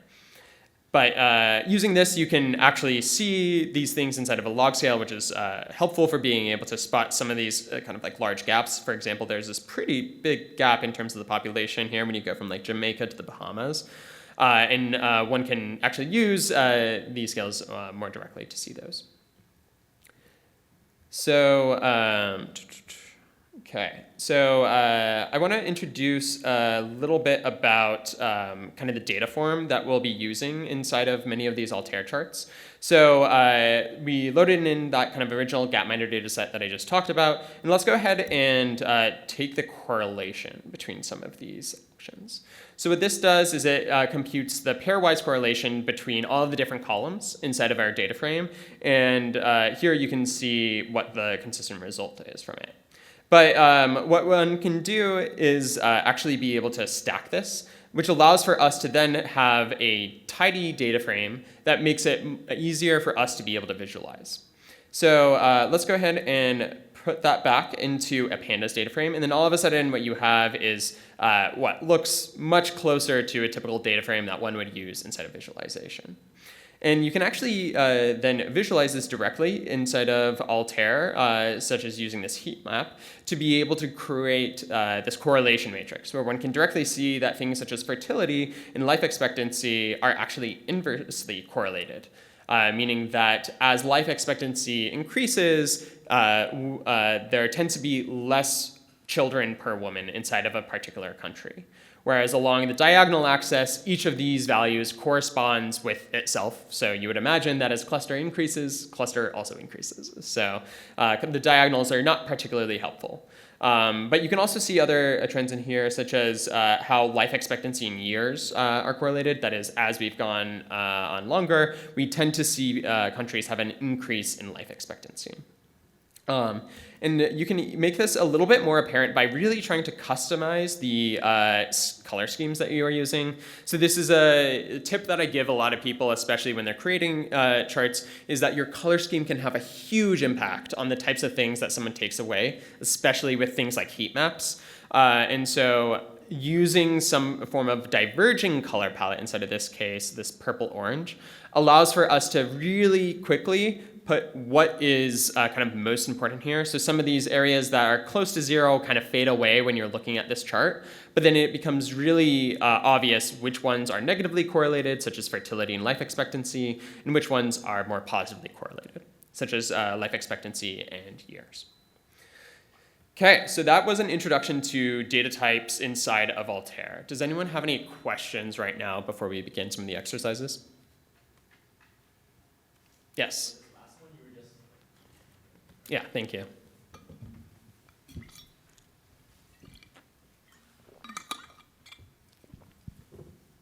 Just kind of like review everything we talked about. Yeah. So in the chart above with the teal color scheme. So that one's looking at quantitative data. So Altair is making the decision to use that particular color scheme, and then we can change the color scheme because we know the data is between kind of like between 0 to 1 and between 0 to -1. So we're able to kind of make that adjustment.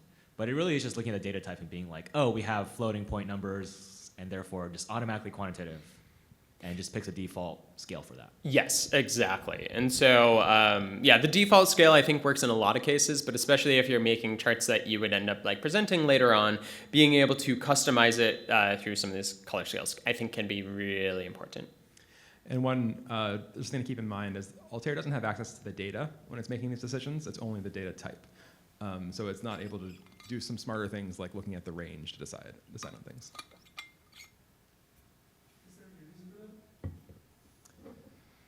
It's not a fundamental reason. It's somewhat architectural because Altair can also, like, you can point to a URL when you're building the chart that doesn't have like the data locally in memory in pandas. When it is in pandas, we could do some smarter things, but that's not architecturally the case right now. Okay. How does it know how to do the scale then if it doesn't know which data? So this has to do with the kind of the pipeline of where things are computed. The Python layer in Altair builds that specification that is like a JSON specification of the chart. The JavaScript library is what does the computation of the scaling and ranges.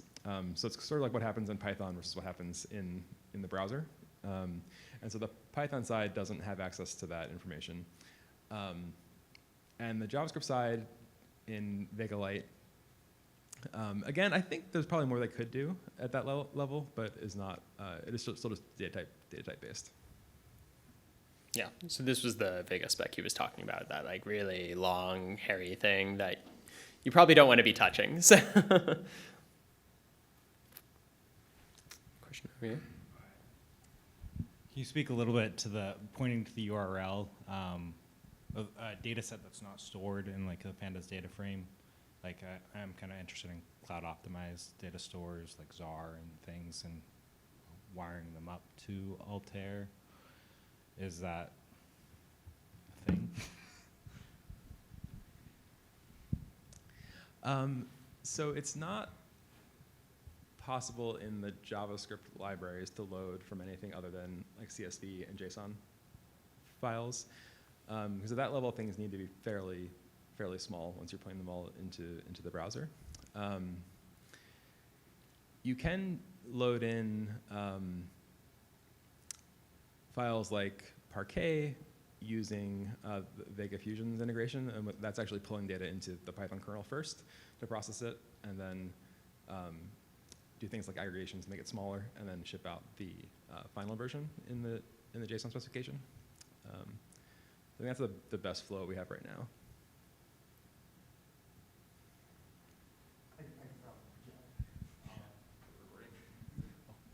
I'm wondering about speed, given that it's a JavaScript plus Python wrapper. I don't think of either of those as being very fast. Is that going to be a bottleneck if someone's producing hundreds or thousands of figures? Well, you have an expert here on it. I can talk a little bit about this later, but so Vega Fusion is the library that I wrote that is doing what it can to address that. It's written in Rust as a sort of a data transformer that kind of plugs into Altair that will perform the like data binning and aggregations in Rust before that specification is generated to go to the browser. So that helps a lot with charts that are aggregated and binned. If it's like an unaggregated chart, like a scatter plot, you'll still be limited by what the browser can, what our implementation in the browser can handle. So if it's aggregated, you can handle very large Python kernel large things when you have Vega Fusion activated. And we'll show that for the exercises for part 3. Yeah, I'll also mention, especially with some of those cases, once you are reaching the place where you're plotting like more than like 10,000 data points, it oftentimes starts to reach a rate of kind of diminishing returns. It's quite difficult to really tell the difference between like a scatter plot with like 10,000 data points versus a scatter plot with like 1 million, because many of these things are already going to be overplotted. And so you reach a part of not being able to produce meaningfully effective charts if you're just going to be plotting all of the data. So I think aggregation is oftentimes like the kind of go-to measure inside of those cases. And so I think, yeah, like Altair, when it originally came out, said that it had like a 5,000 row cap on a data frame, but Vega Fusion allows for you to get around that quite easily. So that is no longer the case, but it was a holdover from how it had initially, some of the design decisions that the authors initially made with this. Okay. So we have another 5 minutes, and there is also an exercise that is available to folks. Because we'll probably want to be starting soon on the part 3, we can probably leave the exercises as like an exercise that one can do afterwards, but we'll go ahead and get started with part 3 probably in like 5 minutes after a little bit of a break, unless... I think a few minutes to work on the exercise would be Do we have good. time? So let's maybe start part 3 at like 10:10. Okay. And then people can at least look over and ask some questions about the exercise section on part 2. Okay, perfect. Yeah, so John and I are going to be around, so feel free to hop over to that part 2 exercise and make sure you're on the Vega-Altair kernel. And then feel free to walk through this exercise. You'll be working with this Spotify data set. And we kind of instruct you how one can be able to create particular types of plots. We have answers for these as well, but we encourage you to try to use what you've seen inside of our initial tutorial to be able to construct these things yourself. And so feel free to just raise your hand if you have any question, and John and I will be able to come over and answer it.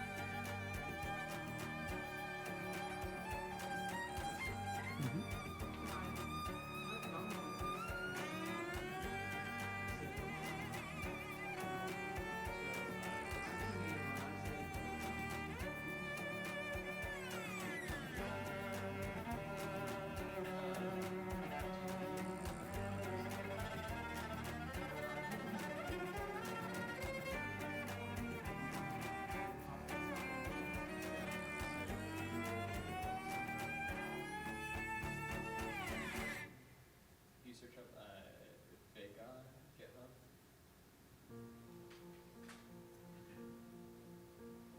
And then Was this environment material? yeah.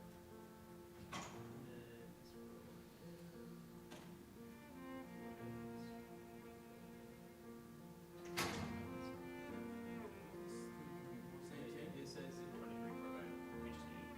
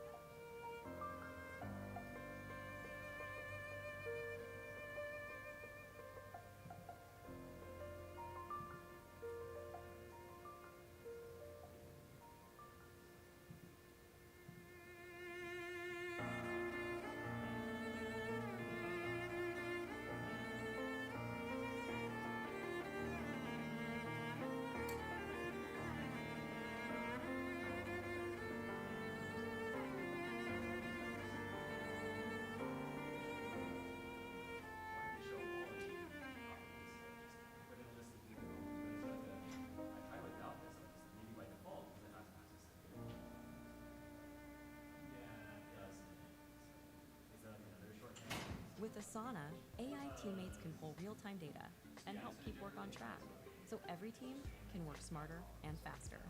Asana, the #1 AI work management platform. Try for free today at asana.com.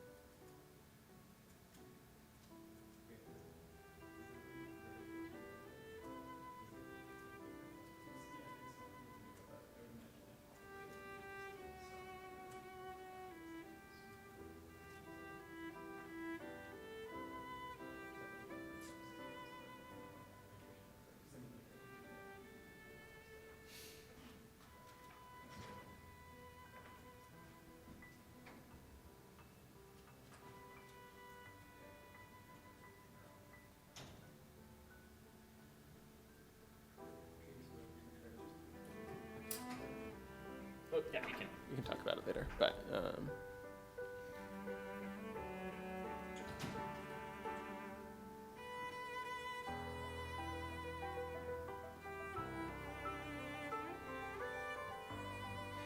Okay, let's go ahead and get back for part 3, which John will be leading, which will be great because John is like Vega expert in the world. So we are all very lucky to have John be able to step us through data transformations and interaction in our next section.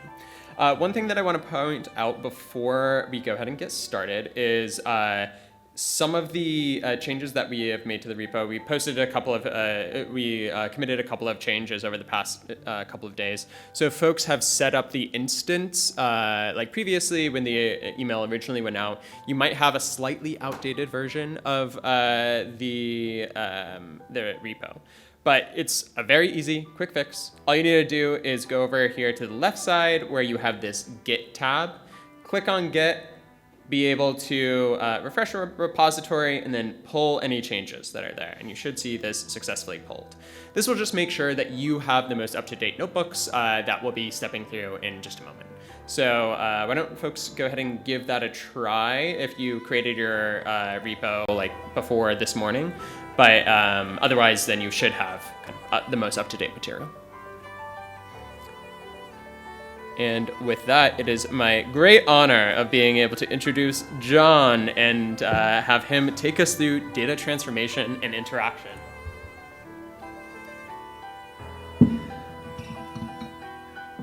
All right, great.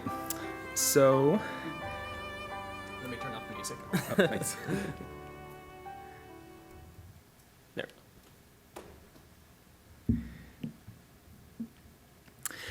All right, we're going to talk about two pieces here in this next section, data transformations and then interactions. So one thing to notice about the material that Dylan has presented so far is that there has always been, to this point, a one-to-one mapping between rows in the input data set and mark instances in the chart. So each row turns into a circle or each row turns into a rectangle mark.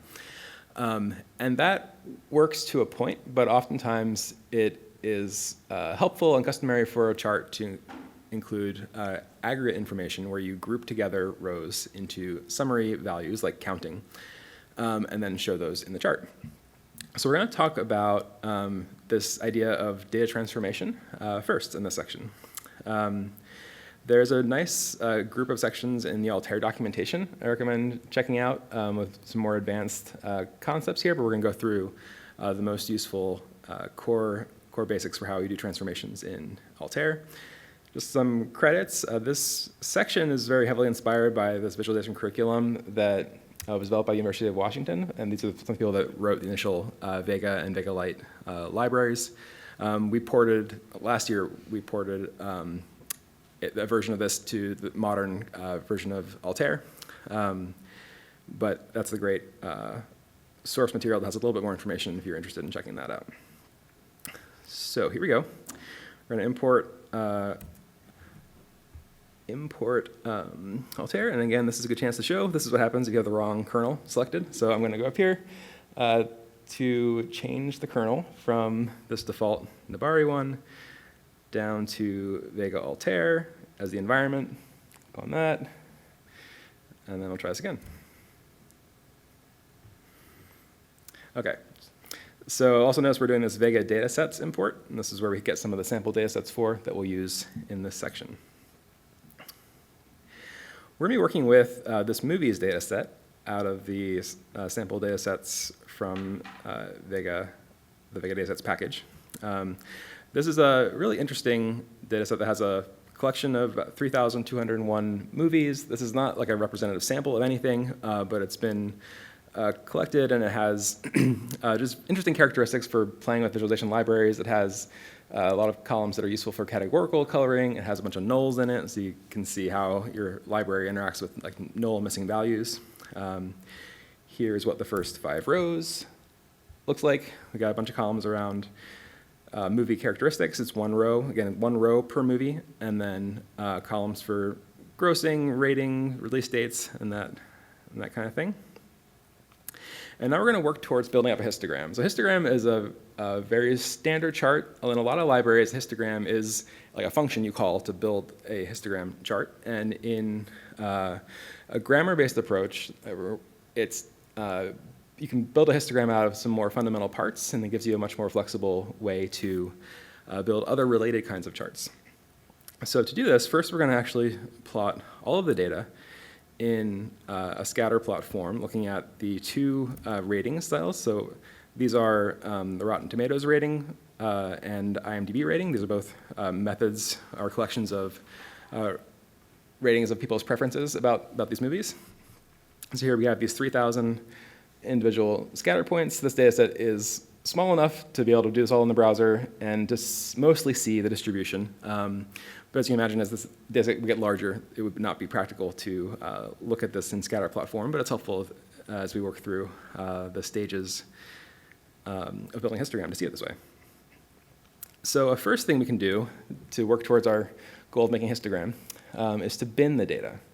So inside the chart specification, here we have the Rotten Tomatoes rating on the x-axis.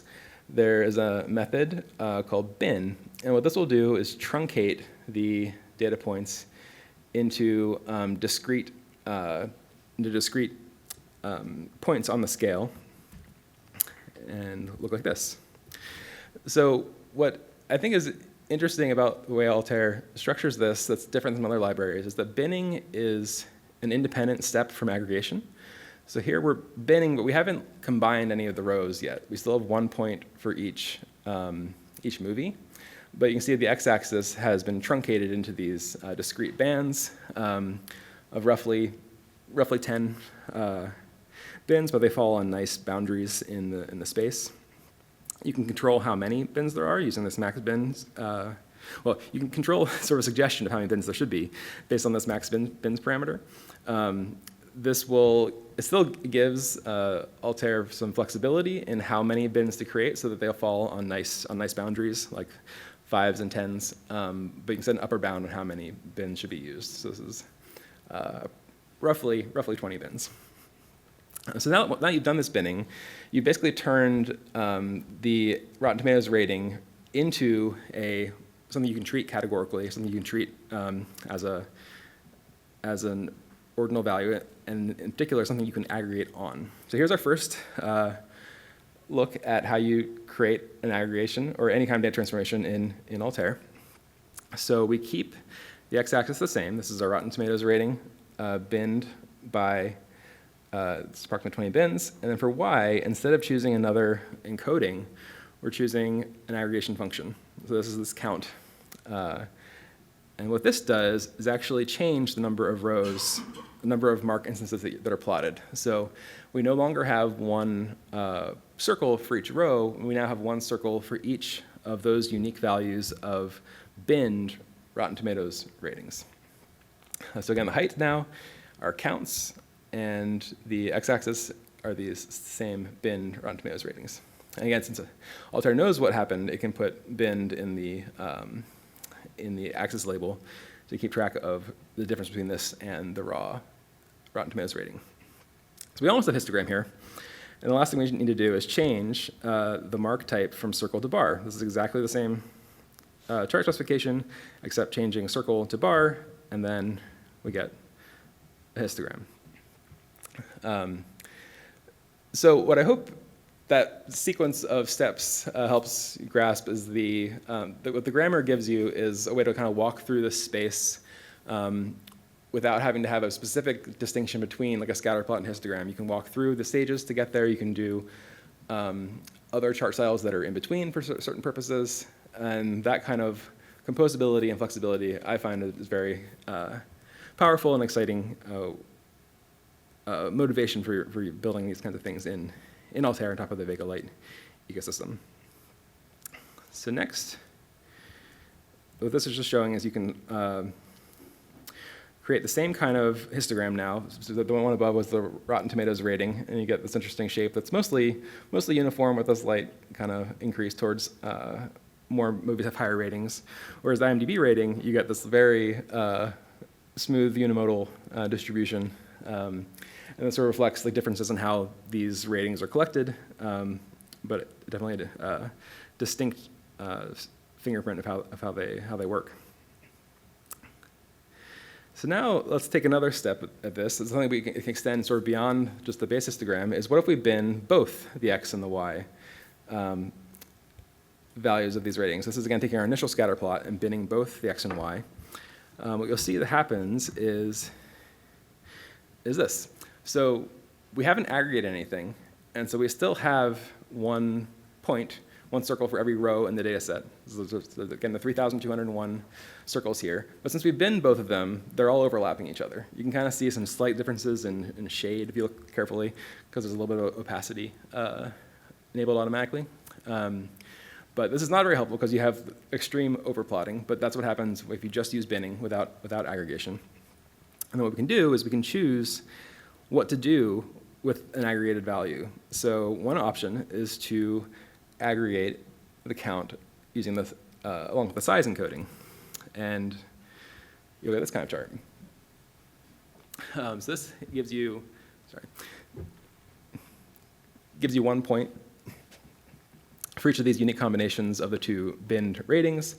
And a really nice thing about doing this in Vega-Lite, through Altair into Vega-Lite, is that you get this very nice legend based on size, and you also get automatic range of sizes that make sense, so that the circles don't overlap each other, and are placed in the legend in a way that you can reason about. And that's something that gets frustrating in other libraries that I've been worked with to get that those two features automatically done. Or instead of circles with the size holding the aggregation, another option here is what if we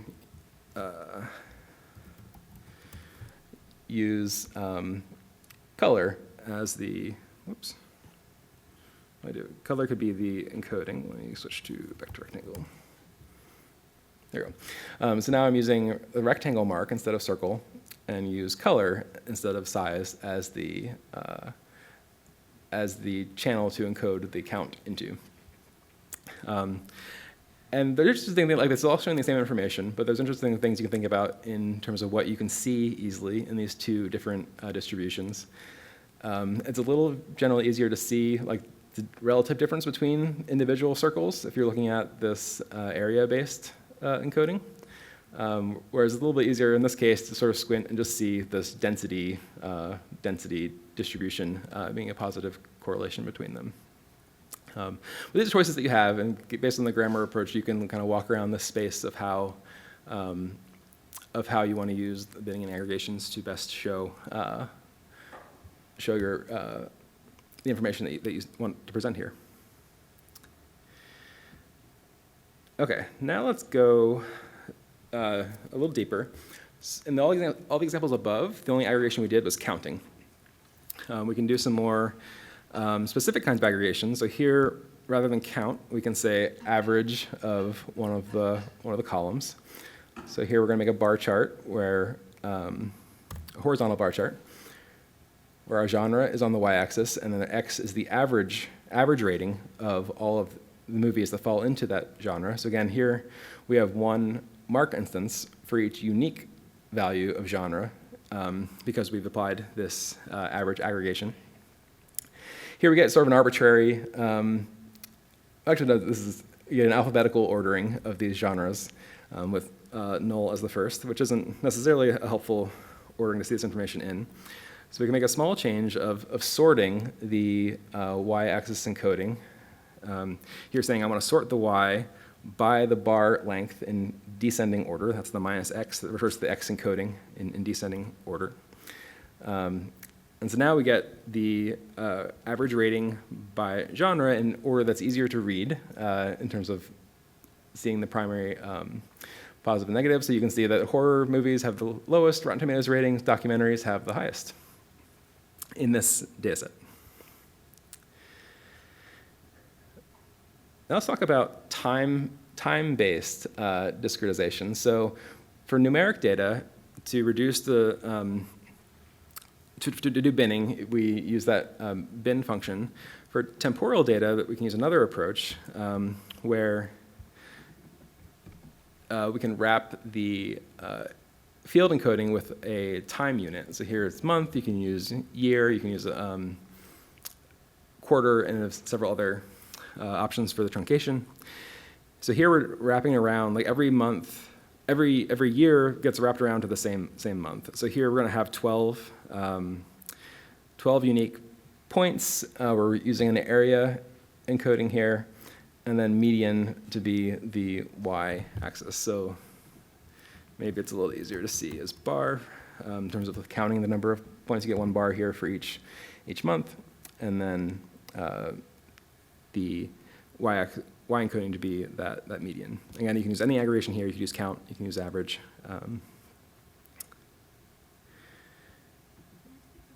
Sure.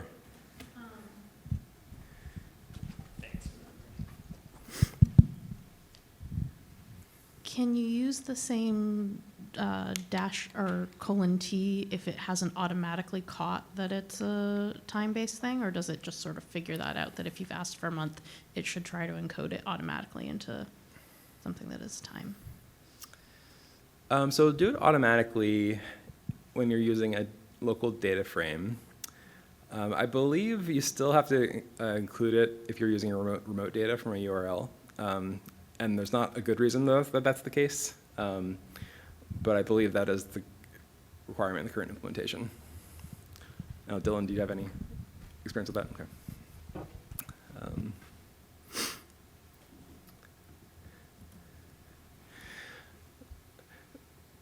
So here's working through this is a comparison of the median US gross based on release date, so when in the year is movie released, and then is the worldwide gross a similar pattern? Yeah, pretty much the same kind of pattern for looking at the worldwide grossing for a movie. So this bin and aggregation idea is all specified inside the encodings for both the time unit and the numeric binning. This is the most convenient way to apply transformations and is the fastest way to iterate through different charts. Excuse me, but there is a whole family of other aggregations that we're only going to touch on a couple, actually only going to touch on one, that you can apply upstream of the mark encoding. So here, there are a family of transform underscore transformations that can live at this location where you apply it at the top level of your chart. And what this will do is filter the data before the encoding sees it, essentially. So here we can do the equivalent of what you might do in pandas of like filtering your data frame before you chart it. You can do that all inside the same specification. And we'll talk in a minute about why you might choose to do it this way versus just doing it in your data frame library. But the idea here being that you can filter here, and then if I plot this, now I'm seeing the ratings for only that specific genre that I chose.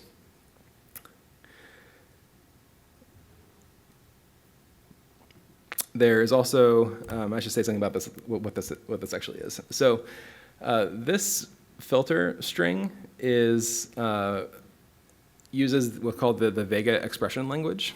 And this is a very small subset of JavaScript, but you have a fair bit of flexibility in what you can write in terms of these expressions. And then Vega adds some functions like year in order to make some of the visualization operations easier to write here. Okay. So yeah, in this case, looking at older movies having higher rankings. We're going to move on to interactivity, but I want to stop and talk about this some more. So go ahead. I'm curious why you would do this in the plotting language instead of in pandas in like one line beforehand. So that's a core question that's very, very fair. A big reason you might do it this way is to support interactivity, that we'll talk about in the next section. If you want filtering to happen interactively based on your selections or clicking on charts, then doing it this way lets Altair reactively update the filtering based on your interaction. If you're making a static chart, it doesn't really matter. For the inline aggregations like binning and aggregation, those are helpful to do inside Altair because then Altair has information about how to do the axes and how to do like bin widths, like for bar widths. If you do it all outside, then you have to specify like how to do the bar widths because Altair doesn't know what the numbers mean. So some of the those inline aggregations and binning is very helpful to have inline just for Altair to have like information for the axes and legends. But filtering, yeah, could be upstream. And most of the reason is for interactivity, or if you are writing a chart that you want to reference like a CSV file online, and you want to host that chart in a session that doesn't have Python access, that you can write charts that do the transformations so that those are independently hostable. Like for one example, Wikipedia supports Vega charts, and so you could have like a chart reference a CSV file somewhere and do the aggregations as part of the chart specification. So that's why the Vega language itself supports it, but in Python, that isn't always the easiest way to do it. Any other questions on data transformations before we talk about interactivity?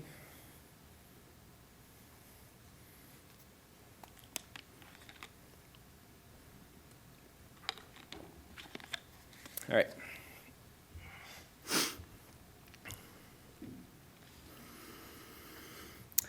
All right, so to jump into interactivity, we're going to move back to the cars data set. So this, again, comes from the Vega datasets package. We have this one row per car. And before I walk through like the details of how you build these up, I just want to show a few examples of how far you can get, what interactions you can get to using Altair. So for example, you can make charts that we'll show how in a second that do have pan and zoom, where you're doing wheel scroll zooming with tooltips. You can support filtering by allowing the end user to filter data based on some simple HTML widgets. And you can support things where multiple subcharts interact with each other. So I can select on one and use that selection to color on another chart that's encoding different values. And then in the steps to follow, we'll walk through how to build these up. But that's sort of the goal for the rest of the section is how we build these. So looking at tooltips, we touched on most of this already in the encoding section that Dylan went through. But with tooltips, you can specify the channels. You can specify the columns that'll be used in the tooltip. You can also customize these. So rather than specify just this list of strings, here's an identical chart. But for tooltip, you can customize individual tooltip entries. So here's an example where we're changing the title of that tooltip to not include underscores, but include spaces instead. And then in the tooltip will show up with spaces for the miles per gallon.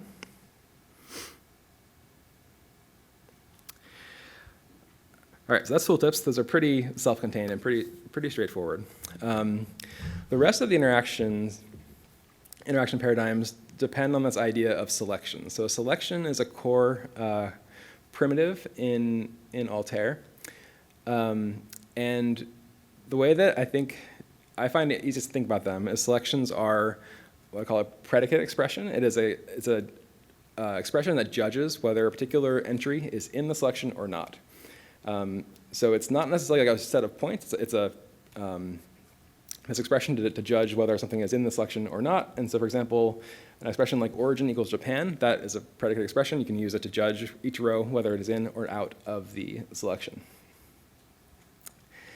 We won't always have an exact written down expression version of that predicate, but it's helpful to understand where you can use selections. Think about them as these predicate functions that you can use in particular. You can use them in two different contexts. So you can either filter your data by the selection, and that's where you'd use transform filter to remove rows, or you can conditionally style your data based on the selection. And those are the sort of two things you can do with selections. There are different kinds of selections. So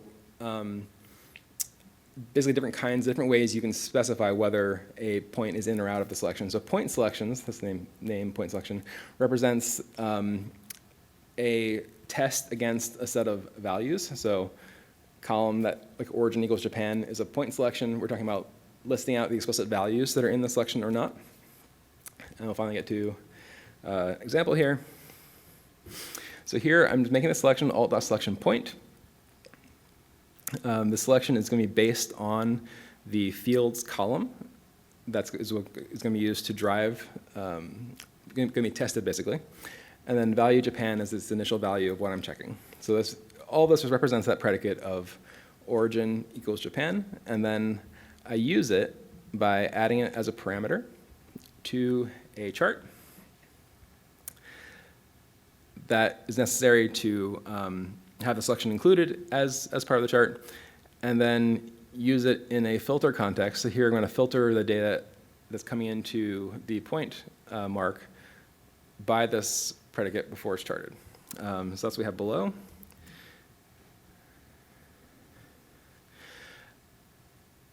That'll be just the points coming from Japan. And we had to add the scale to be Europe, Japan, USA, just so that all three would show up on the legend, because now we filtered before they've reached the encoding, so if we don't say this, then all the chart will know about is just Japan. That's the filter variant. Then there's another variation. Let's see that we use. Oh, sorry. This is we're still on the filter path here, but rather than specify up front just a single option like Japan, we can drive the selection by using a widget. So here's what we're going to get to. This chart where there's now a widget added below that I can use to select different regions. And the way this works is that we create the point selection like before, but rather than just saying value Japan, we make the value variable by binding it to a dropdown. So this dropdown is what we created above, specify what's in the dropdown, and we instruct Altair to drive the selection using the dropdown. So we're driving the predicate with the dropdown, and then in this case, instead of filtering, instead of the transform filter, we're using a condition. So here we're not filtering the data, we're going to change the color encoding based on the selection. So what condition means is, given the selection, when things are in the selection, we'll encode with color like we were before. But when they're out of the selection, we'll just use light gray. Similarly, this order encoding channel is useful for controlling the Z order, like what's layered on top. So here we could say the things that are selected should come on top so that they're not occluded by other points.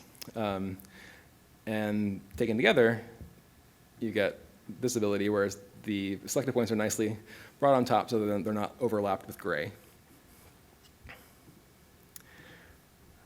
All right. Finally, we'll look at driving that selection with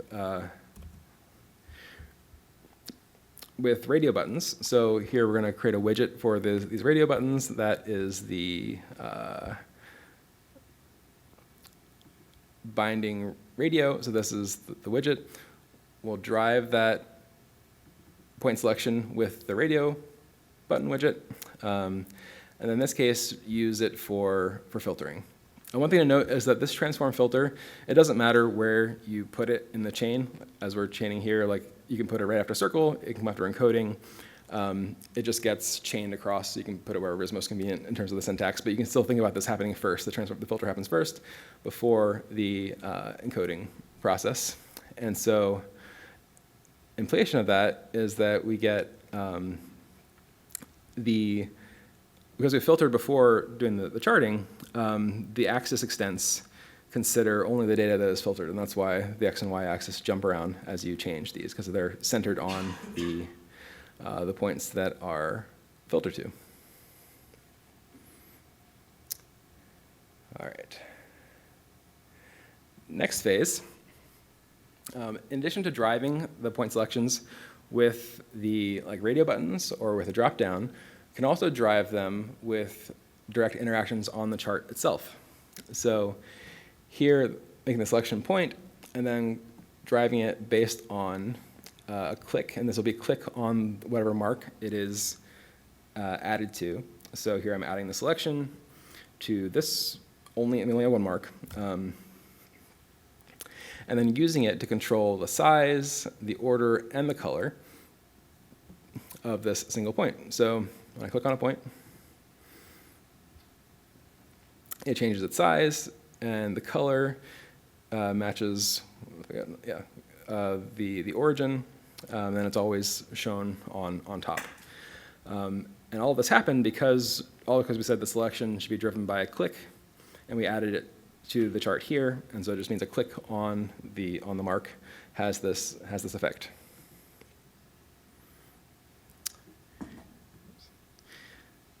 And there are a lot of options you can play with in terms of how this how the selection is driven by your interaction with the mark. So instead of click, you can do point over to mean when you hover, you get this effect of the size changing. You can control whether the initial state of the chart is to have everything selected, so everything is colored, or if the initial state is everything is gray, everything is unselected. And also control whether you have to hover exactly on top of the point or whether it's a nearest neighbor kind of hover interaction, and that's what this nearest does. And then there are documentation for all of these in the Altair docs. All right, so the selections themselves are also designed to be sort of viewed as grammar constructs that interact with the chart. And a way that you can see that is in how selections can be driven by encodings of the chart. So what I mean by that is the selection point here, I can say I want to drive it by, I want to select based on unique combinations of the size and color of this chart. And then I'm adding it to the circle chart. And because I've chosen size and color, rather than clicking to select one point, I'll click to select all points that match the clicked points' size and color. So here I'm doing selections to see these ranges of similar, of identical cylinder count and origin. And you have full control over which ones are chosen based on the encodings option to the selection itself. This also ties into how you can bind these point selections to legends. So here I'm just saying bind to legend. This is a special string legend to mean the chart's own legend. And you might have seen this being a common interaction I think Plotly might have done first, where you click on the legend and see things fade in and out. In Altair, this is, again, a piece, something you build up from the primitive of a selection and a binding to the legend. But because it's done this way, you can control more than just what's faded out. You could change the size of the points based on the legend. You could change whether they're shown at all. So by having these primitives that you build up, kind of a common interaction, you have a lot of flexibility in how you want that to look. So all of this has been so far been point selections, where we're selecting based on sort of usually a categorical value.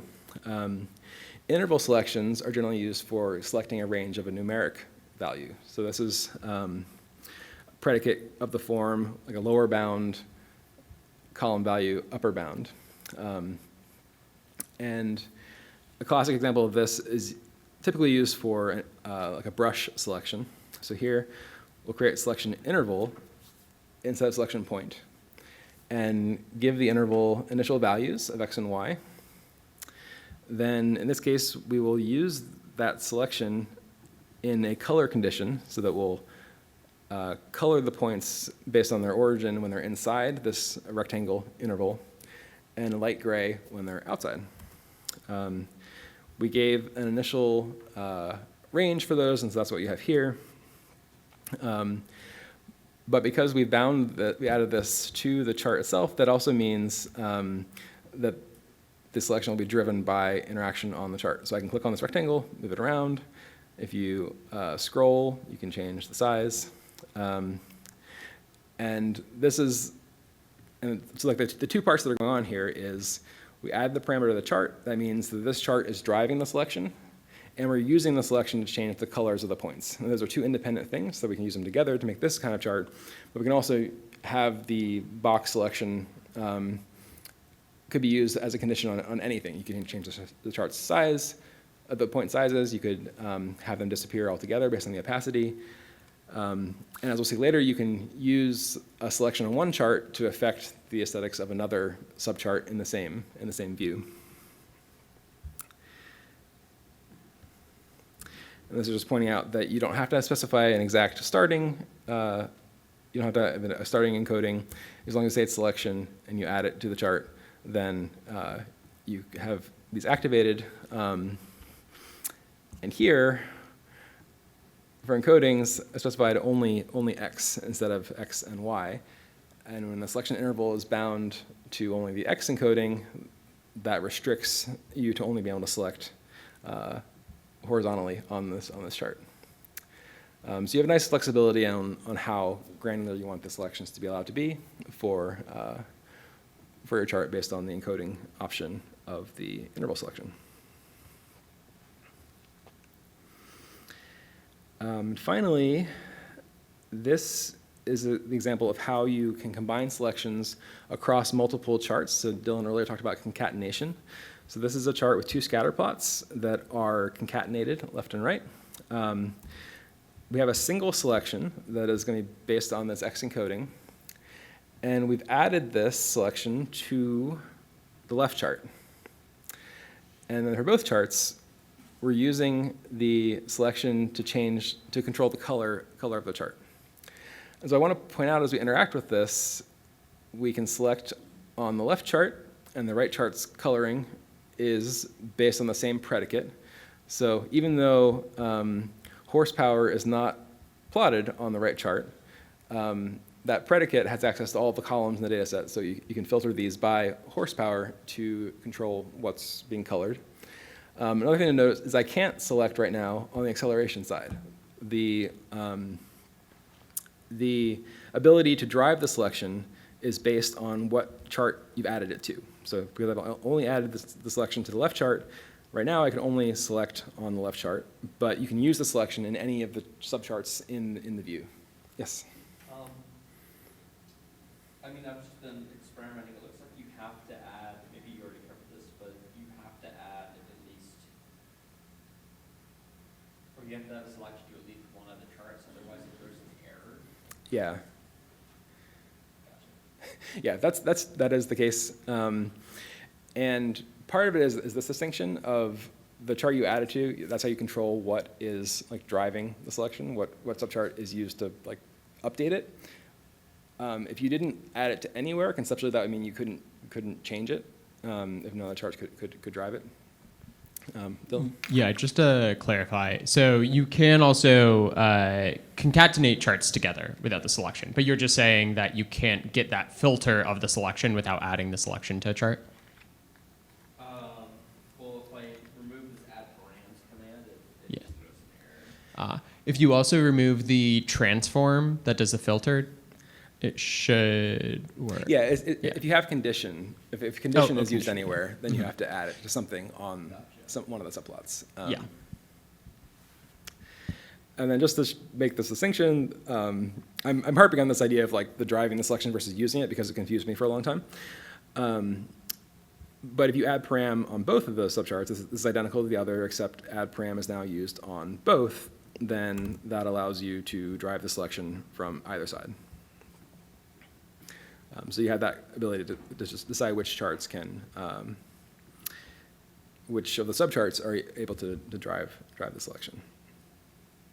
And I think an interesting thing to pay attention to here is that this idea of like driving the selection based on which chart you add the selection to is built into like Vega-Altair. Like Vega-Altair just has decided that when you drive an interval selection based on a chart, it'll use this like brush box selection. That's sort of a built-in decision that Vega-Altair has made. But then once it's being driven by something, you're using that predicate in these ways that you're controlling.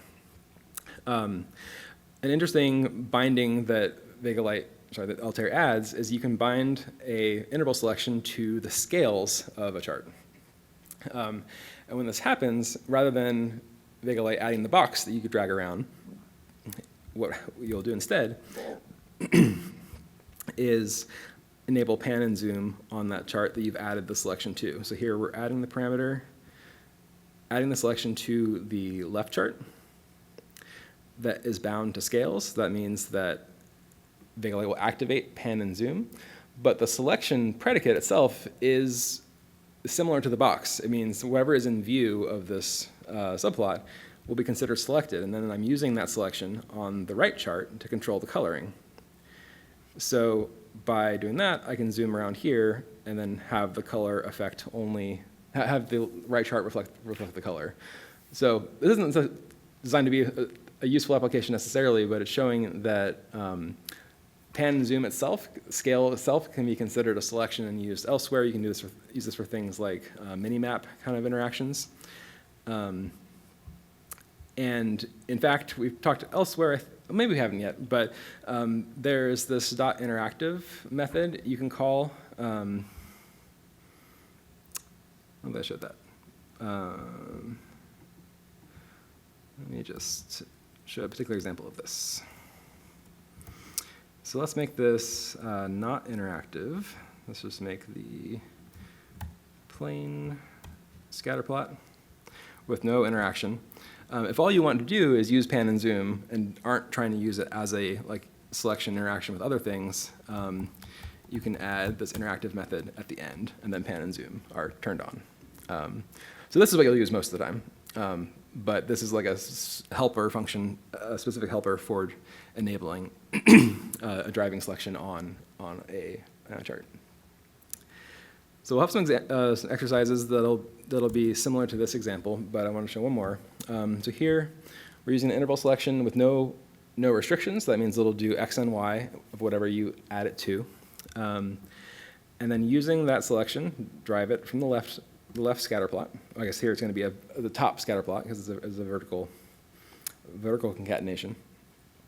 And then use that to control filter the data that's going into the bar chart below. So you may have seen this kind of interaction in other cases where you can select your box and then you see the count distribution of the selected points in this bar chart below.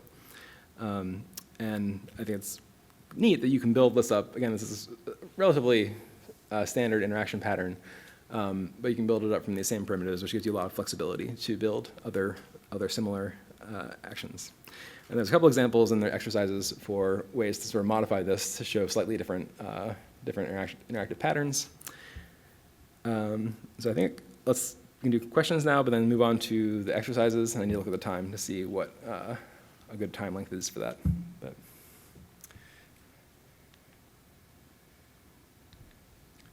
does anyone have any questions? Yes, we got two back there.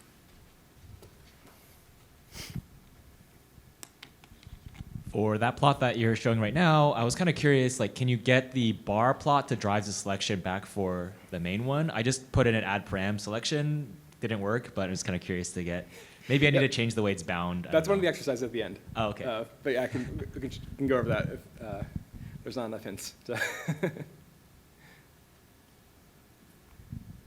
This is not specific to interactivity per se, but I'm noticing a couple of places where it's more of an architectural question, but I'm noticing a couple of places where you've made decisions about choosing to give instructions to Altair or Vega-Lite through the library level versus when you choose to do through the grammatical level. For instance, like when you do a :o to specify ordinal or specifying the aggregating function within the string. Is there any particular rationale for how you've made those sorts of calls? So those actually are, all those examples you mentioned are at the Altair level. Like Altair isn't just passing through the colon syntax, that's a syntax that Altair adds, and then it decomposes that into what Vega-Lite expects. So I think it probably is a distinction of whether Altair decided to use a string-based representation versus an object-based representation.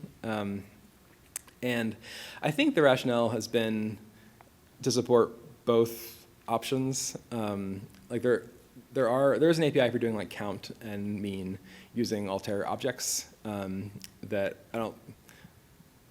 I think we probably just arbitrarily decided to go with the string syntax for this tutorial. And similarly, you can control that scale type outside of the string as part of the scale. Like it's an option on the scale if you didn't like want to put it in as a colon something in the string. So yeah, I think it's just the shortcut, the syntax ended up being developed kind of both ways as a string-based and a object-based. And for future, it probably would be good for us to mention both of those in some of the cases where they come up.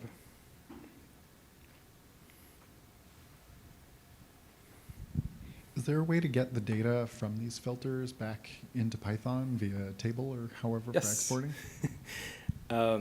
Yep, and we'll talk about it in the next section. Jupyter Chart is a widget that wraps, they can wrap an Altair chart, and then has, so it's a Jupyter widget that has properties that you can access the selections and the parameters on the chart. And then, like, doing that is basically, it's a very context-specific requirement. So like, there's a dash, like for dash, the dash dashboarding toolkit has one way of doing it. Panel works a different way. So like there is, it's possible, but it's a little different in each dashboard kind of context. But the one that's built into Altair itself is Jupyter Chart for the Jupyter widget contexts. Is that pretty comparable to the Streamlit implementation? Yeah. I think it's a bit more flexible than Streamlets in that it can handle like multiple selections and can handle parameters, which didn't really talk about those. Altair also has a concept of parameters that are just like scalar values that you can use to configure things. Like with a slider, you can configure like the size of a point or something like that. That's called a parameter. That's not a selection. So, and those you can also access through the Jupyter Chart implementation. Yep. All right, let's move on to exercises, and we can keep asking questions during that time. One thing I want to point out in the exercises is that it is intended that you'll get an error when you run this first attempt at a scatter plot because you're crossing this default 5,000 row limit that is imposed by Altair as a conservative way to, you can override it, but it's a conservative default for avoiding problems with like crashing your browser. But if you turn on the Vega Fusion data transformer, then, which is this, turn on the Vega Fusion data transformer, then all of the aggregation gets moved to the Python kernel, and also there's some other optimizations it does to like make the JSON smaller before it goes to the browser. So you'll have to do that just to get kind of the ability to run on more than 5,000 rows, but it's an intentional error that you should hit and then turn it on. Okay.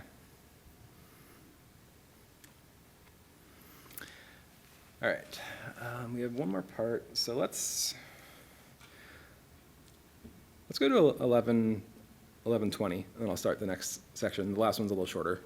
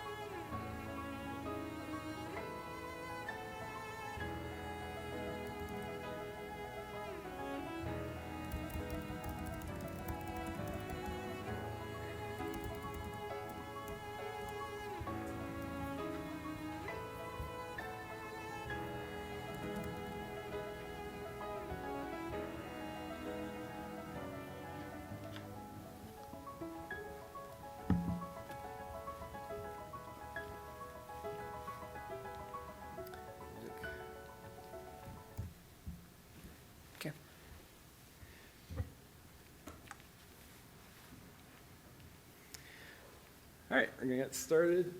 Get started on part 4.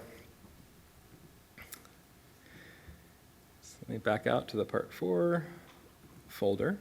This is the last section. I just want to talk about some sort of higher level workflows that you might need your visualization library to plug into. And in particular, we're going to talk about exporting Altair plots to different useful formats, and some notes on dashboarding support of how you can go about plugging Altair into a larger application through like one of the Python dashboarding frameworks. So sharing your charts can always screenshot, but that's not the very smooth option for automating things. And so we're going to walk through how you can export your charts into useful formats. So let's first make a chart. All right, so we got a bar chart. And I'll talk through kind of things you can do with this chart to pull it out of the Jupyter Notebook.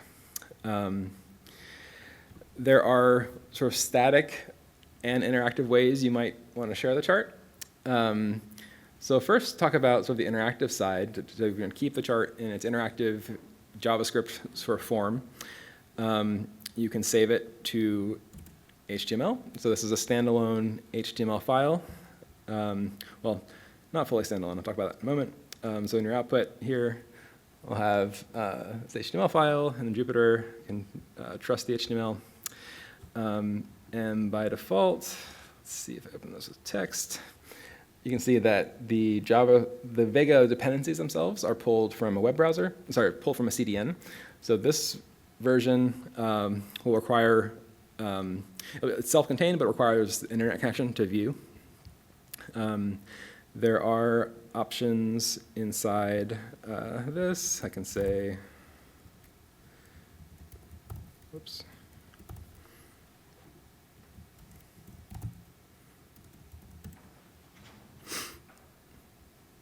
Oops. Oh, I got the name wrong.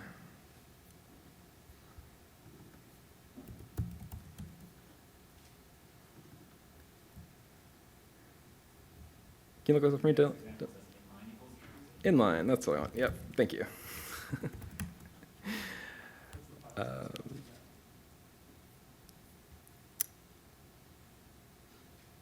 is VLCR not installed? Wait, am I in the wrong? Oh, I got the wrong kernel again. Okay, all right. The file size is, I think it's like a meg that you pay for, but we can, sure, for sure, okay. All right. So now, if I open this, live adventurously, I think this will work. Okay. So now, when you use the inline option, this HTML file has all the JavaScript in it. So this version will work offline, and I think it's about a meg in size. So it's larger, but offline. So that's the trade-off that you think about when you save these. All right, so that's the HTML file way of sharing your charts. Another form is that you can share them as links into the Vega editor. So this to-URL builds a link that you can click on and open the chart in the Vega editor. So the chart itself is fully encoded in this URL string, and so when someone opens this link, they will get a view of the chart. To do this, you obviously need to have your data either loaded from a CSV file or something online, or it'll get embedded, and by default, it'll get embedded in the chart. So with this, your data set size is limited. Also, this is public, so this is only for stuff you don't mind being publicly accessible. It won't be saved anywhere, but but it's all encoded in this link. I have our warning there, and if you're working locally, you can use Open Editor. That will just automatically open the Vega editor with that chart in it. But that doesn't work in a cloud environment like Jupyter Hub.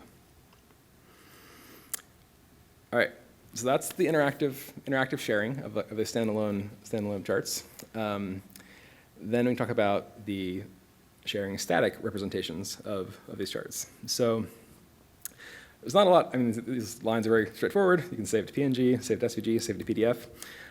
There's a lot behind making these work that I've worked on through this library VL-Convert. But in contrast to some other approaches to doing this in libraries, this is a challenging problem for libraries that are based on JavaScript rendering because you need a browser or something to do the rendering. Usually that's the Jupyter Notebook. Usually that's the browser that's running the Jupyter Notebook. But doing that without like a browser involved, different libraries have tried different things. This approach that we're doing for Altair is using a library called VL-Convert that embeds basically a Node.js compatible runtime in the Python library. And so these are able to do the export. You can do this fully offline and doesn't require like Selenium or like talking to a browser. It's self-contained and supports PDF for like interacting with like embedding in LaTeX documents. So I think we finally have a pretty good story around doing the image export, which has been a hard thing for viz libraries that are web-based for a long time. Then these can be embedded in various contexts. So again, if you're doing like a publication for a paper, oftentimes PDF and LaTeX is the workflow, but then for more interactive forms, Quarto and JupyterBook have their own documented support for how to embed Altair charts. But if you need to have interactivity and full Python interactions, if you want to have like a Altair chart in a larger dashboard, we have a few options. So the first one is what is built into the Altair library called Jupyter Chart. This uses any widget and the Jupyter widget ecosystem to make it possible to interact with charts in Python after they're displayed. Excuse me. So, for example, in this chart, I have wrapped the regular Altair chart in this Jupyter chart object. This wrapper can be displayed, and this is displayed as a Jupyter widget. And what that means is that when I have selections on it, I can access these in Python. So here, this is the current state of the brush selection. I can move this around. And then you can use the SciPy widget support for like registering callbacks to do make Python responses to changes in the selection. This works for point selections and interval selections and also parameters, which are things we haven't really talked about, but you can specify like scalar values as parameters and use them throughout your chart. And you can access those as well through this process. A more complicated example here is doing using Jupyter widgets sort of layout container. So VBox, this is a Jupyter widget concatenation of putting a Jupyter chart, a table below, where the table is a HTML widget that we let pandas basically build an HTML table for what is selected. And so what this does then is you can select and then get this little table below to show the full rows of things that are selected. So this is a very basic form of a little tiny dashboard that pulls back into Python based on your selection. You can use Jupyter widgets based on any widget in a bunch of contexts outside of just the Jupyter Notebook. They work in Voila and in Solara and Panel. I have this written down somewhere. Yeah, Voila, Panel, Solara. They work also like in VS Code and other notebooks like Colab. So they work a fair number of places. If you're using another dashboard toolkit, there are a few that also have dedicated support. Let me open up. We have a dashboarding section in the Altair docs. They talk about some of the others. The Plotly, one of the Altair maintainers, maintains a Plotly dash widget that also supports selection access Marimo supports it through the Jupyter widget, Jupyter Chart API. And Streamlit also has some support for accessing selections through the dashboard. So the way you access selections is dependent on which of these you're using. Like unfortunately, it's sort of a process where the host of Altair has to decide how to route the interaction events back to Python. But Jupyter Chart is the one that that is built into Altair and is documented here. And that is the end of this content that we wanted to go through. We can stop for questions. Yes? I know slides like Google Slides or PowerPoint.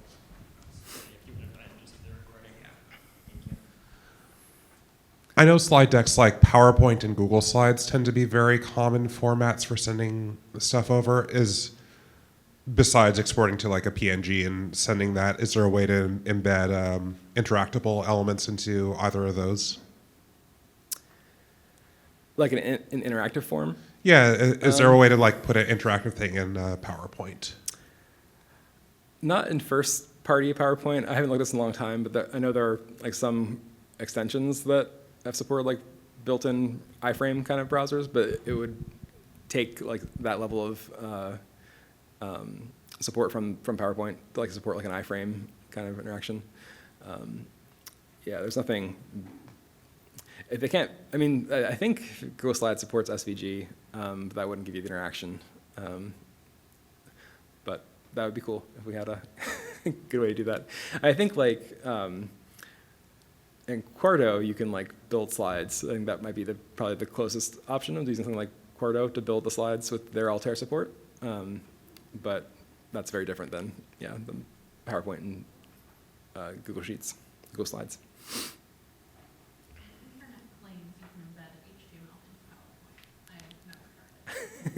Well, we could try it. We could use the to HTML, save HTML, and see if we could try it.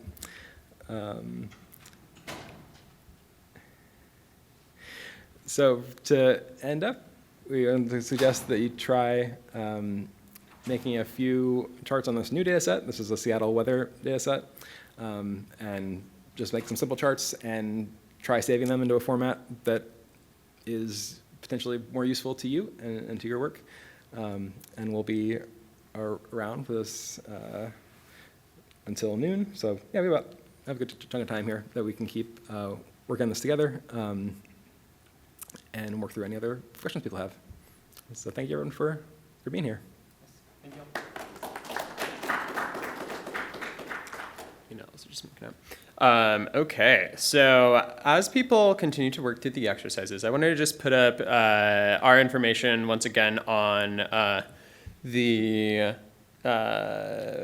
presentation so that people can see it. And I also want to point you to two different links. So we talked a lot today about the different resources in which you have available to be able to access documentation.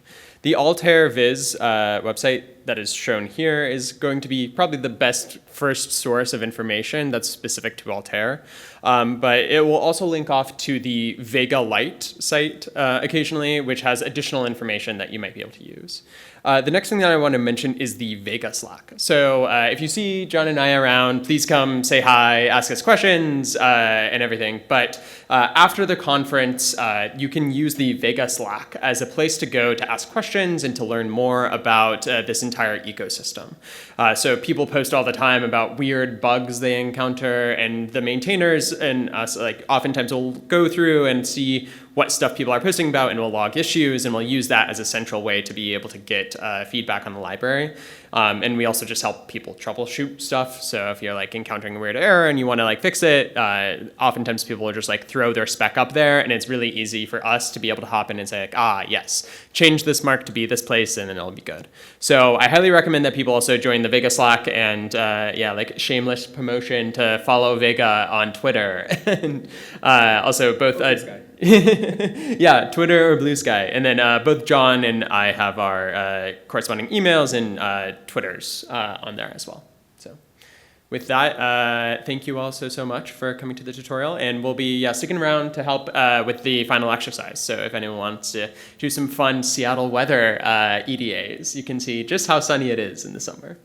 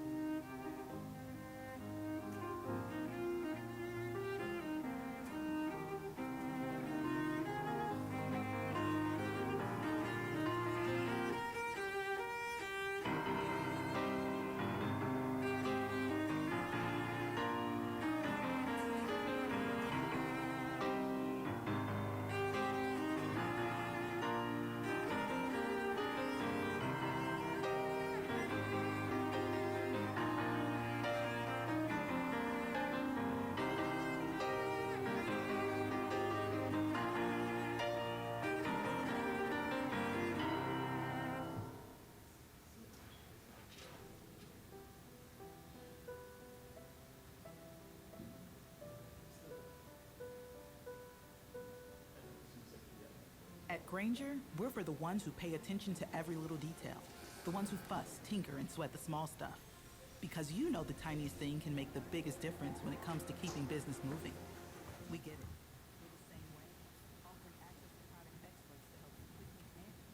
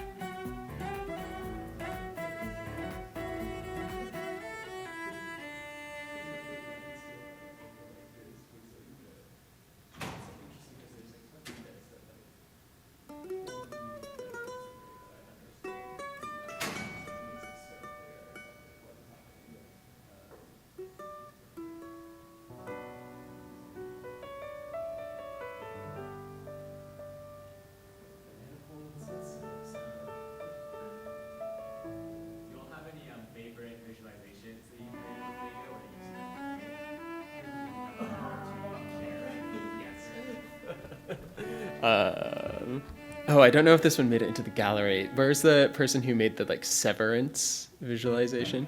Oh,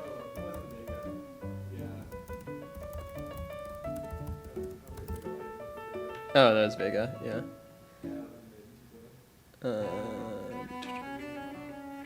There was that repository that someone made of like tons of. Oh wait, was it this one? No, these don't look as awesome. A good place to go to just be able to see like a lot of the classic ones, if you go to the Vega editor, which is linked to inside of the docs, you'll just see like a bunch of these different examples. The wind vector map one I think is pretty cool, and it's just like beautiful just to look at. What are some of the other good ones?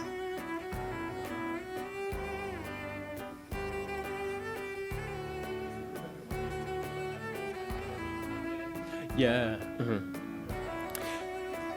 Yeah, I know Vega-Lite supports streaming. I don't know how that works with Altair, but you do have the ability to support streaming data sets here. And then we had kind of like talked about this a little bit before of like some of these interaction techniques, but like cross-filtering is really interesting and a pretty powerful way of being able to use Altair, so I enjoy those types of things.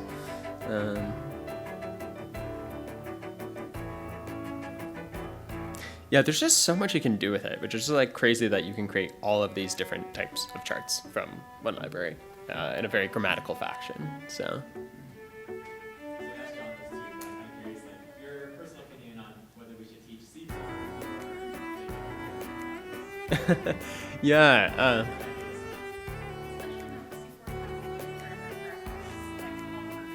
The objects, yes. Yeah. Yeah.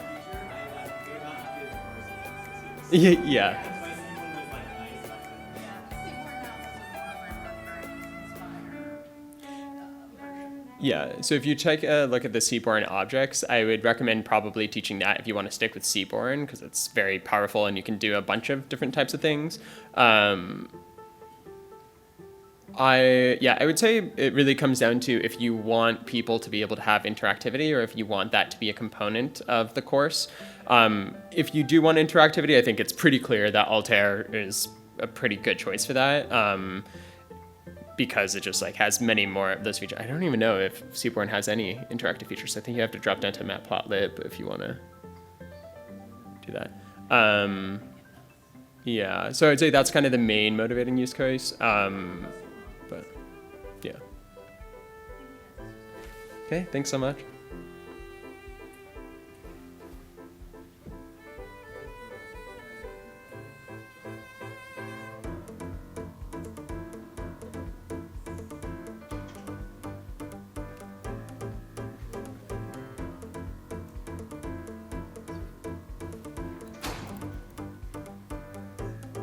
Oh, yes, I saw this.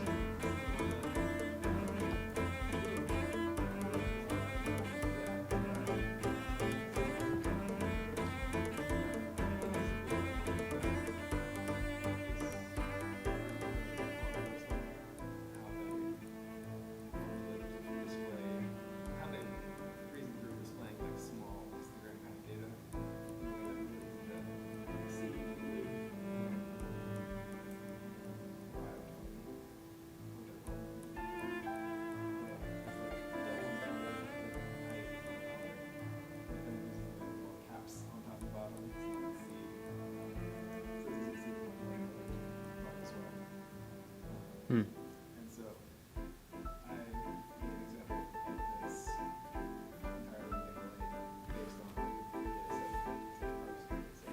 Mm-hmm. So I used to look at transforms to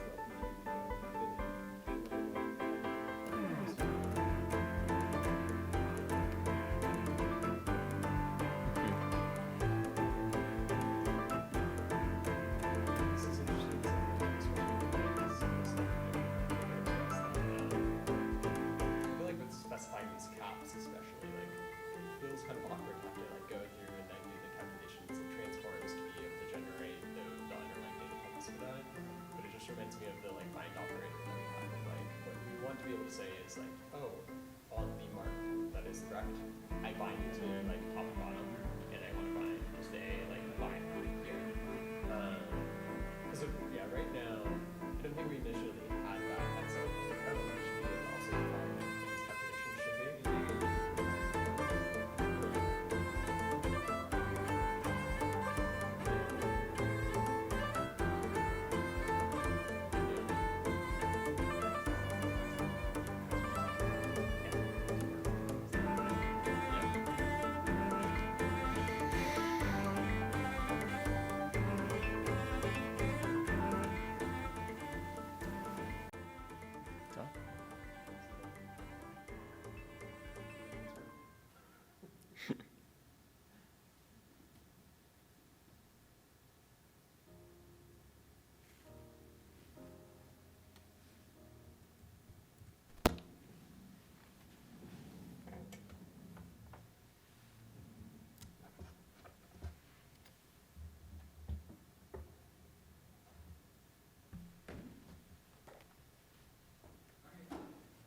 Okay, thanks so much. Great to meet you.